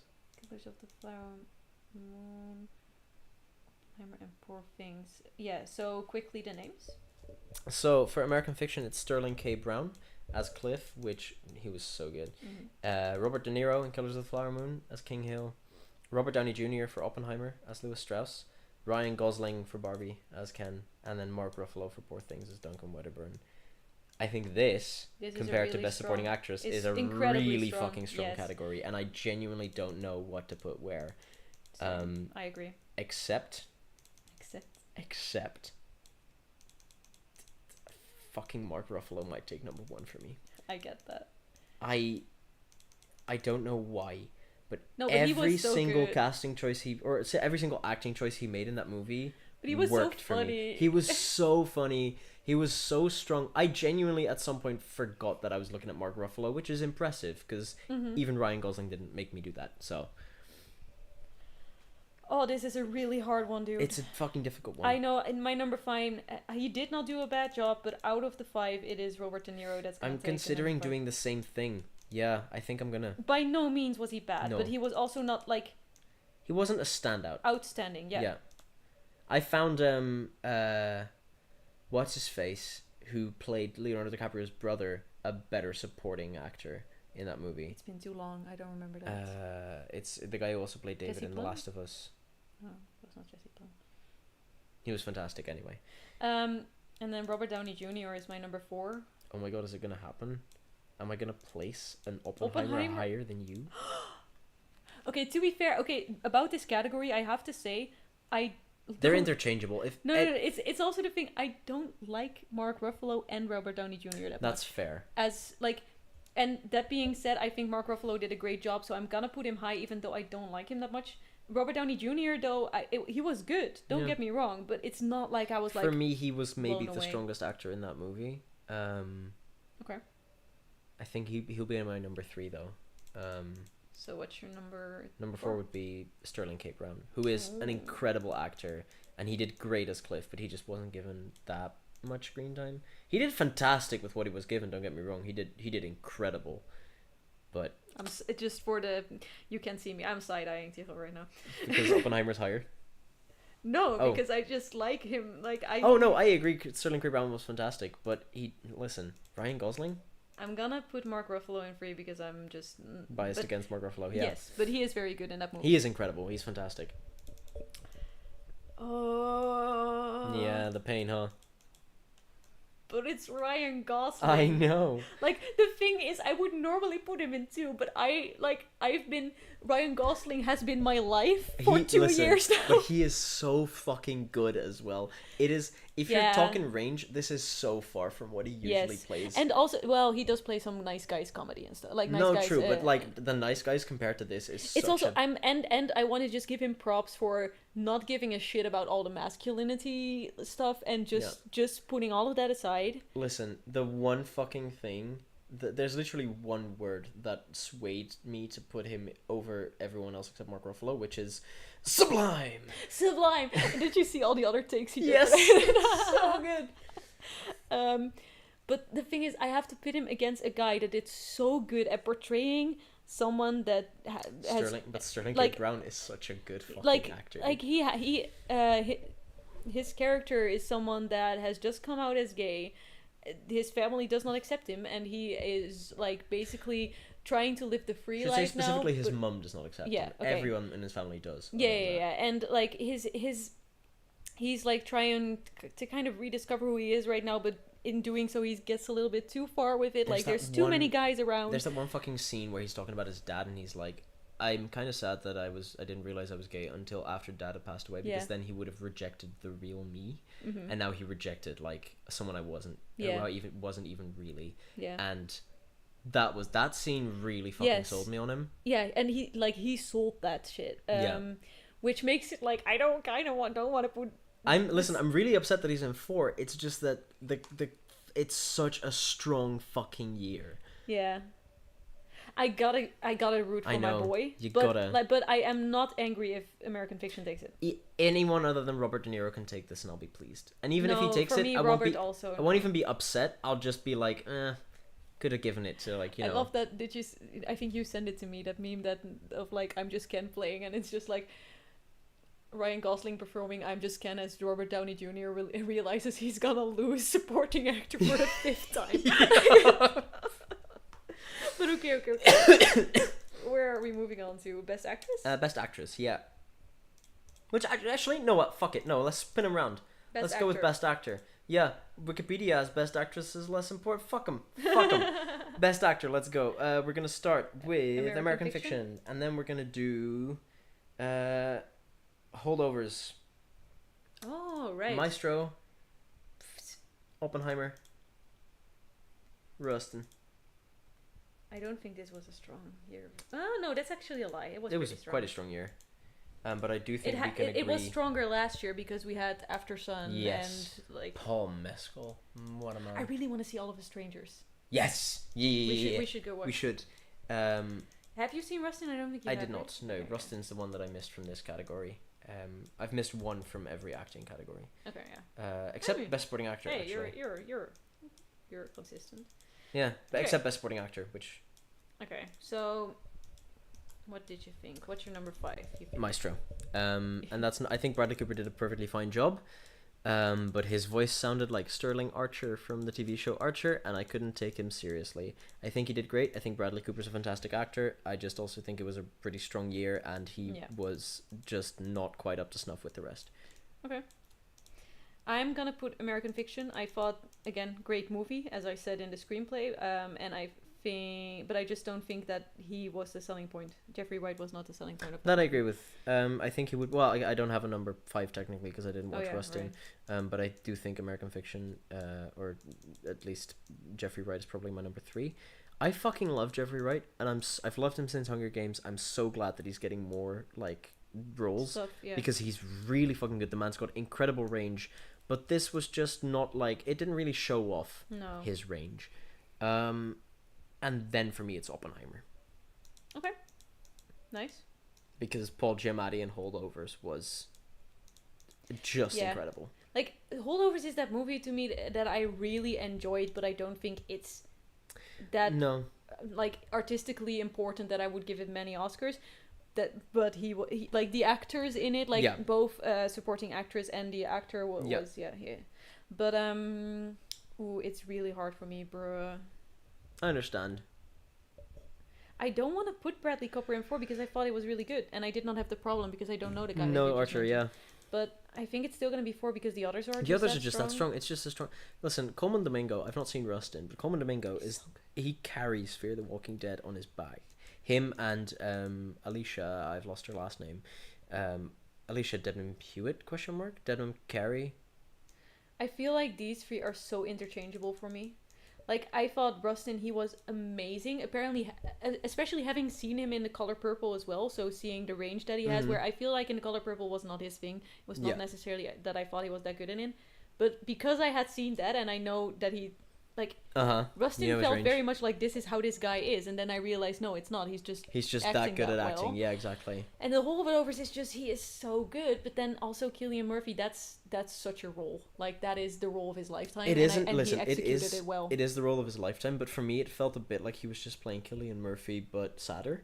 And I cannot excuse his Dutch. I cannot. But that was also editing. I know, because the editor did not know Dutch, so he just cut some random stuff together. I know, but I still cannot. His pronunciation, I didn't even realize it was supposed to be Dutch. And I also am a little bit blaming Hoyte van Hoytema because he was right there. Yeah. Like I understand that he couldn't suddenly learn a whole new language. No, but you could have gone. But you could have at least go, hey, say this, and then just repeat like it. This is not pronounceable whatsoever. Fucking fix that a little bit. Yeah, no. So that he could not take number 1 for me. Beforehand, I thought, no, I think I'm gonna... They're interchangeable, but if I really have to put an order, I'll put it like this. That's fair. But any of the top 3 can take it for me. Yeah, I do really want to watch Rustin. I really like Colman Domingo in... I thought he was really good. Like, he's also that thing where I would say he was the selling point of that movie. It was a good movie in general, but I probably wouldn't have loved it as much as if he No, wasn't. exactly. So... All right, Best Actress we go. Anatomy of a Fall at the top.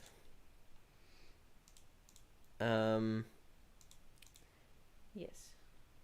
No Barbie, Killers. which can I quickly say about Barbie that a lot of people are angry that Ryan Gosling got nominated and Margot Robbie didn't, and I think that is unfair because by constantly saying that you took the nomination for a man and did not nominate Margot Robbie, you are discrediting America Ferrera and the director. Yes. I think it's so unfair to just go, oh, but they didn't do Margot Robbie. To be fair, she didn't get Best Directing nominated either, which is kind of fun. Oh, okay, fair. Which is kind of fucked up. Okay, America Ferrera then. Yeah, like, and on top of that, it's not like there's not any woman nominated for that movie. And on top of that, the thing is, I am upset that Margot Robbie wasn't nominated, but I'm only upset because Annette Bening was. Okay, yes. I agree on that, but I still think there would have been better choices. Oh, yeah. Oh. Should I? Yeah, mute.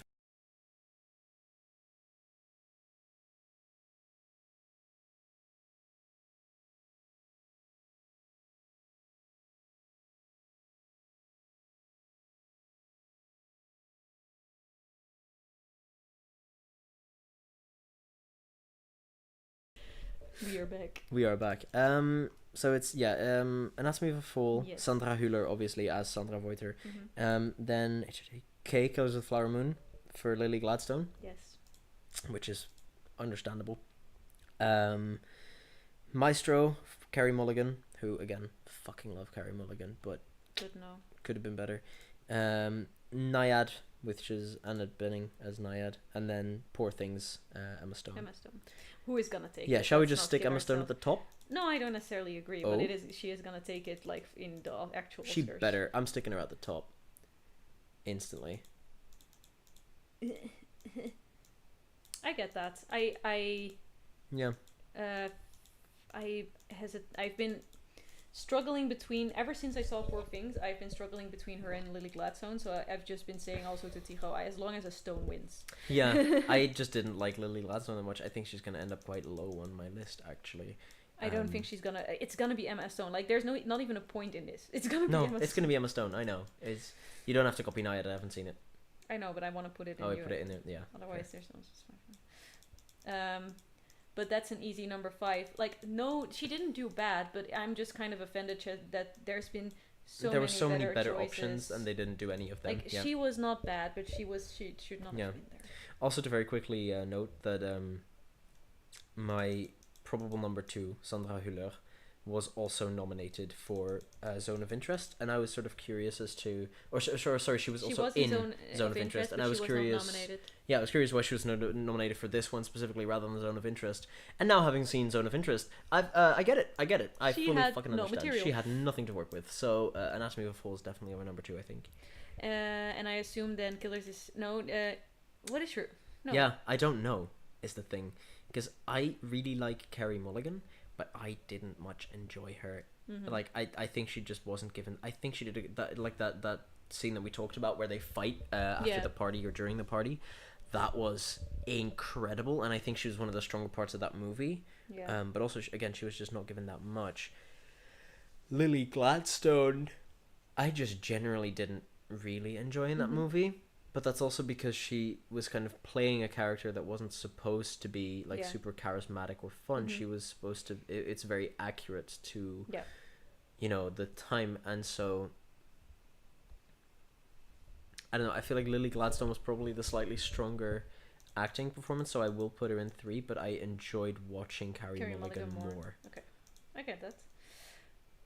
I kind of don't. I feel almost weird putting Anatomy of a Fall, Sandra Hüller in number 3 but that's just because she was. The other 2 are even stronger. But that being said, Sandra Hüller was really good. She was so good. She's phenomenal. She's a new breakout because she was in 2 international movies this year, but, and that's what speaks. Can I also very quickly say that it's she's like trilingual. Yeah, that was impressive. But like it's very interesting to me that Anatomy of Fall is not in the international feature category. I read a whole article about how this happened because it's a French movie. It qualifies for being a French movie, but you can only send one movie for each country. And France fucked up. They sent in Chocolat because it was like two old movie stars from like 20 years ago, and they thought that it was going to be nostalgia bait. And then they were like, I also might have not put Anatomy of a Fall because the director had a very controversial speech when she won in what was it, Cannes. But yeah, I thought it was very interesting that France fucked up so bad that they could have had an easy international win. Yeah. Maybe this would have taken it. Maybe Zone of Interest, but like it would have probably taken it. And now they have nothing. Yeah, it's stupid. Very funny to me. But yeah, I'm gonna put Emma Stone was phenomenal, but I am gonna put her in 2 because I think Lily Gladstone. Again, I also, like, I already explained this to you, but to the viewer, I just think she was so good at being subtle. Like, she had the rage and she had the sadness, but she all did it in so little facial expressions and so little, like, she was so good at giving the emotions without being extravagant. No, that's absolutely fair. The reason Emma Stone takes it for me is because she's obviously trying to portray someone far younger, and I work in that age range, and she captured it with scary accuracy. Yeah. So that's why she takes it, but I fully understand why Lily Gladstone would take it for you. Okay, 2 categories. Best director, which I still think Best Director and Best Picture are so similar, and they're well, not interchangeable, but they are. I understand the similarity there. Okay, what's going on? What's going on? We have Anatomy of a Fall. Where's my other nuggets? Hello? Okay. Anatomy of a Fall, who is the only woman director here. Woo! Woo! Killers of the Flower Moon. For Mr. Scorsese. Justine Triet, by the way, for Anatomy of a Fall. Christopher Nolan for Oppenheimer. Yorgos Lanthimos for Poor Things. And Interest. Oh, sorry, Jonathan Glazer for Zone of Interest. Yeah. Okay, let me see. No, I do get the difference actually, because Oppenheimer was not a Best Picture, but it was a Best Director. Other way around. Oh. Wrong, but okay. Best Director was Poor Things. I don't know why I've made this difference, but it just feels right. I feel like it is. So the thing is, I'm just gonna keep Zone of Interest are already in our 5s, and I feel like it's gonna stay there. It's gonna stay there. It can sit down there at the bottom. I also think I'm gonna stick Poor Things up there. Nice. Which is weird because I'm a Christopher Nolan fan. Why would I not want him to win Best Director? But for some reason, it feels right. Yeah, you know why it feels right? Because Poor Things has more character. Because there was actual directorial choices made. No, that's being harsh to Oppenheimer. There was directorial, but they just were not as interesting as some of the others on here. I think my number 2 is going to be Anatomy. As it should be. I don't know. I love the man. I know you love the man, but listen, it's a Nolan movie, and he doesn't try. I can't, in my right mind, put Nolan on number 3. Come on. Okay, so what did he do with Oppenheimer that was distinctly new compared to every other movie he's done before? Okay, I'm willing to say that objectively he should not be a number 2, but he right. Okay, his movie is the one that made me not only love movies but also want to get into the industry. I understand so wanting to place him high. He's going to take number 3 for me because fuck Martin Scorsese. Fuck this guy. No, he made The Departed, and I will always love him for that. That's fair, but at some point you gotta, apparently there's some rumors floating around that a lot of this movie was actually shot by the assistant director because Mr. Scorsese is maybe not entirely all there. I mean, I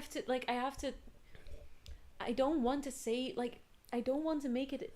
I don't want to age discriminate, but I agree. At some point you're so old, there's no way you're still... Because you have to imagine, these are 12-hour days on set. There's no way. Yeah, and the thing is, I don't mind him using an assistant director. That's what they're for. Just give them credit.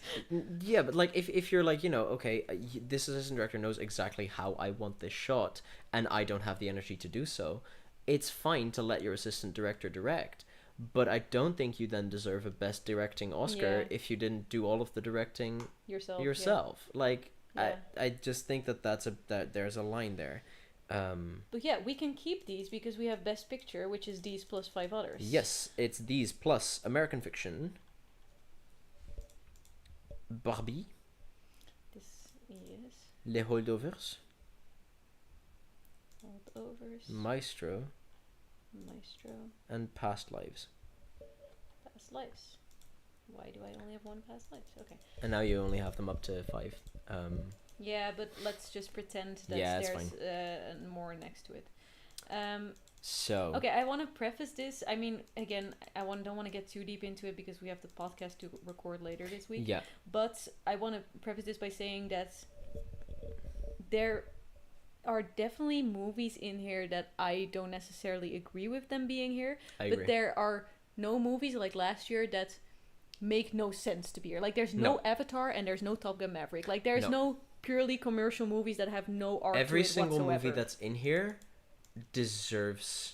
Well, okay, no. Not every movie in here, I think, deserves a Best Picture nomination. No, but every movie tried to do something different. Every movie, I understand why it's nominated. Yes, exactly. Even Zone of Interest and Maestro, yes. I understand why they're nominated. Even if they're easily my number 10 and number 9, I understand. Exactly. And last year it was just like Top Gun Maverick. What the fuck was it doing there? Yeah, for real. There's definitely some in here that I would have nominated instead. Yes. I know it's happened before that Best Animateds have also been nominated for Best Picture. If Up can do that, so can Across the fucking Spider-Verse. Oh, Jesus, yes. Yeah. I mean, that was a good movie, but... No, it was fantastic, but, like, the fact that I think it was Up and Toy Story 3 and no animated movie's done it since, I think that's bullshit. I think, you know... on top of that, I think there was a few that definitely could have been in there that weren't in it. May December is not nominated for Best Picture, which I think is a travesty comparing it to Maestro. Yeah.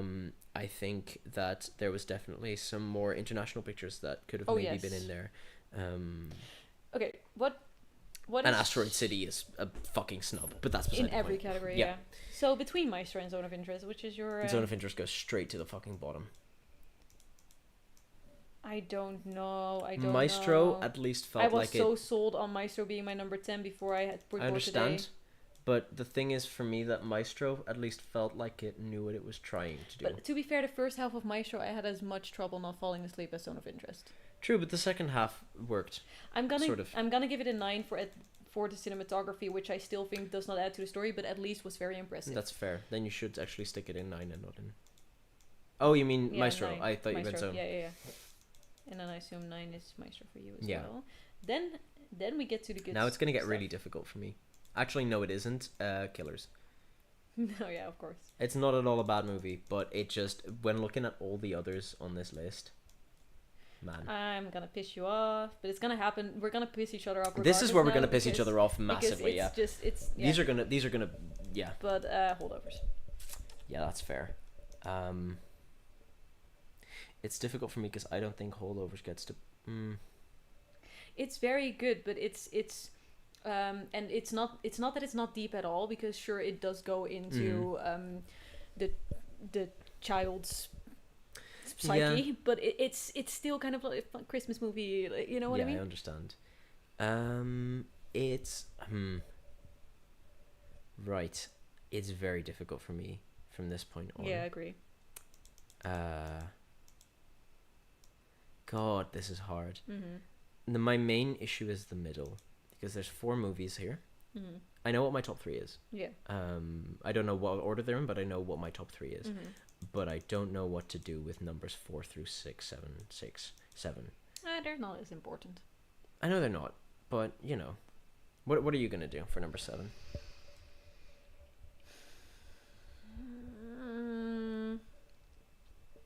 Killers, which I enjoyed far more than you, but it's just a real it's a strong year. It's a strong year in a sense. Again, there's not one that was as good as Everything Everywhere was last year. No, but there's a lot of good ones that are equally good, which makes it really hard to decide. Yeah, God, oh fuck, this is difficult.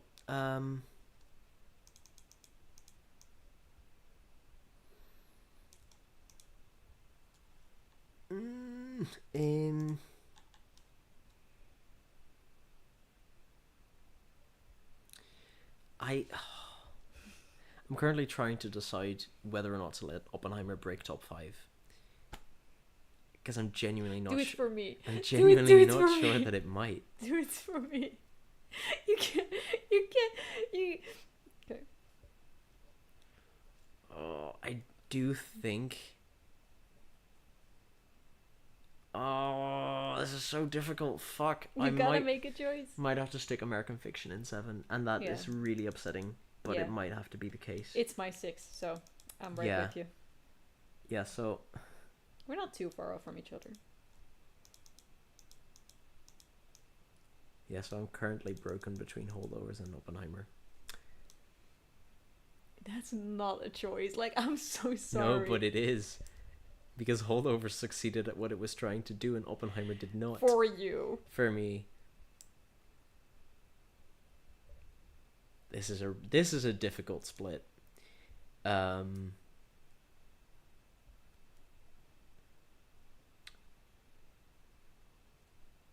think just barely Holdovers can take 6. Yes, I'm so proud of you. But this is the one that could most easily for me. You could switch these around, and it's okay, it's not that big of a. Yeah. This 0.5. Barbie. Sorry. Wow. Sorry. Hey, you put open. We put each other in. We're gonna have each other's number 1s in 5, huh? Is Barbie your one? I'm not sure yet. Okay. I know that Anatomy is my number 4. Okay. I'm torn. Tar. No, fuck. I'm torn between Anatomy and Past Lives because they feel similar in pacing and vibes.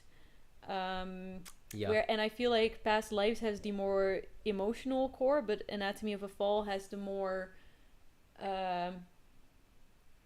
is the one that I'm gonna remember longer. That's fair. Past Lives just hit harder for me personally. Yeah, I get that. So it's gonna go in number 3. Oh, I don't feel certain about that, but I think it's what my gut is saying. Listen to your gut, man. Listen to your gut, man. I think it's impressive that it's so high on both of our lists because it has the least chance of winning. It was nominated for nothing else. The best original screenplay.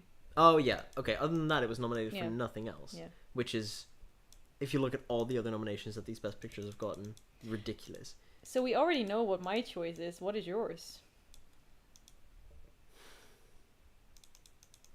Look, this is the most grueling decision I've had to make on this podcast.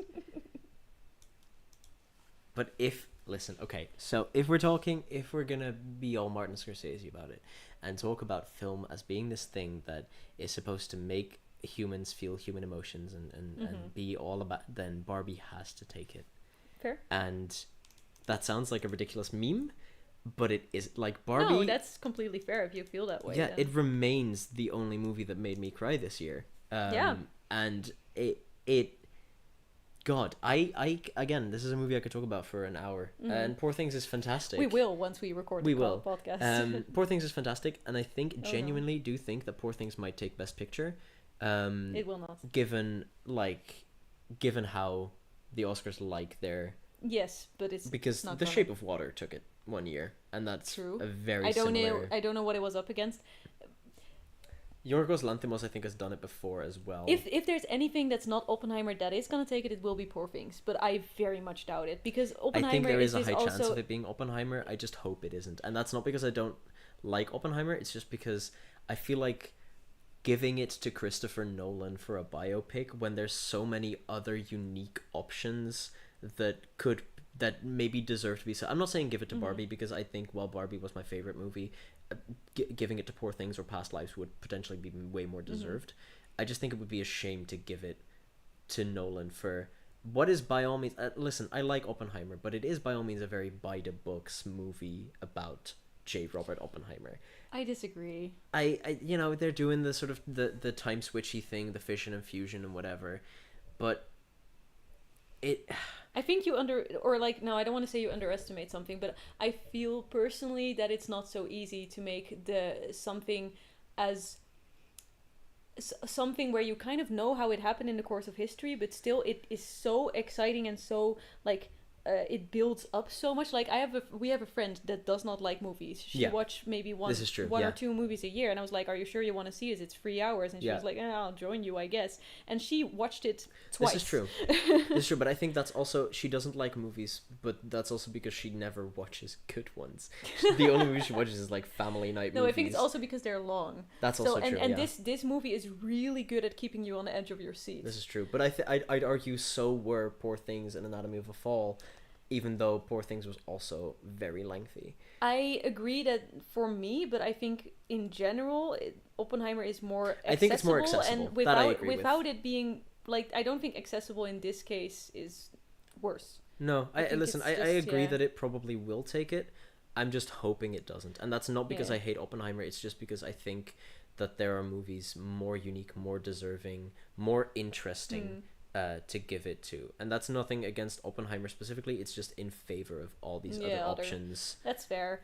I do hope Oppenheimer takes it. I also think a little bit that it's Oppenheimer and Barbie deserve recognition for the way they revived cinema last summer, because that shit was dead and suddenly everyone was watching around movies. The time of Avengers Endgame, there was talk of the Academy adding an award for outstanding achievement in popular cinema. Endgame should have taken that because it, regardless of what you think about Marvel movies or whether you like them, the MCU was this massive phenomenon. It was a huge thing, and Endgame capped that off in an like a never before seen way. And if that award actually had passed through and become a thing, that's what Barbie and Oppenheimer should have gotten collaboratively this year. Because Barbenheimer was such a massive deal. There is no exaggeration when we say that Barbie and Oppenheimer, and specifically Barbie, because the box office on that was double what Oppenheimer was. Barbie saved cinema this year. And Oppenheimer as well, just them working in tandem with the Barbenheimer thing. The impact that it had was insane. There's no wording it. So it's why I also think that that award should be a thing. We should recognize that. But it's only 9 minutes left until the actual award starts, so we'll stop here. We're gonna record them. We're not gonna live stream them, but we're gonna have our reactions to cut back through. If we have any crazy reactions, then they will be in the podcast episode that we will record this weekend. Should be out by the end of this month if I am able to edit it on time. Crunch time. Let's go. Crunch time. But have fun with the awards, everyone. Yes. Especially the Americans. I think the Europeans are mostly gonna sleep. And I fucking hope they are. All right, bye, babes. Bye.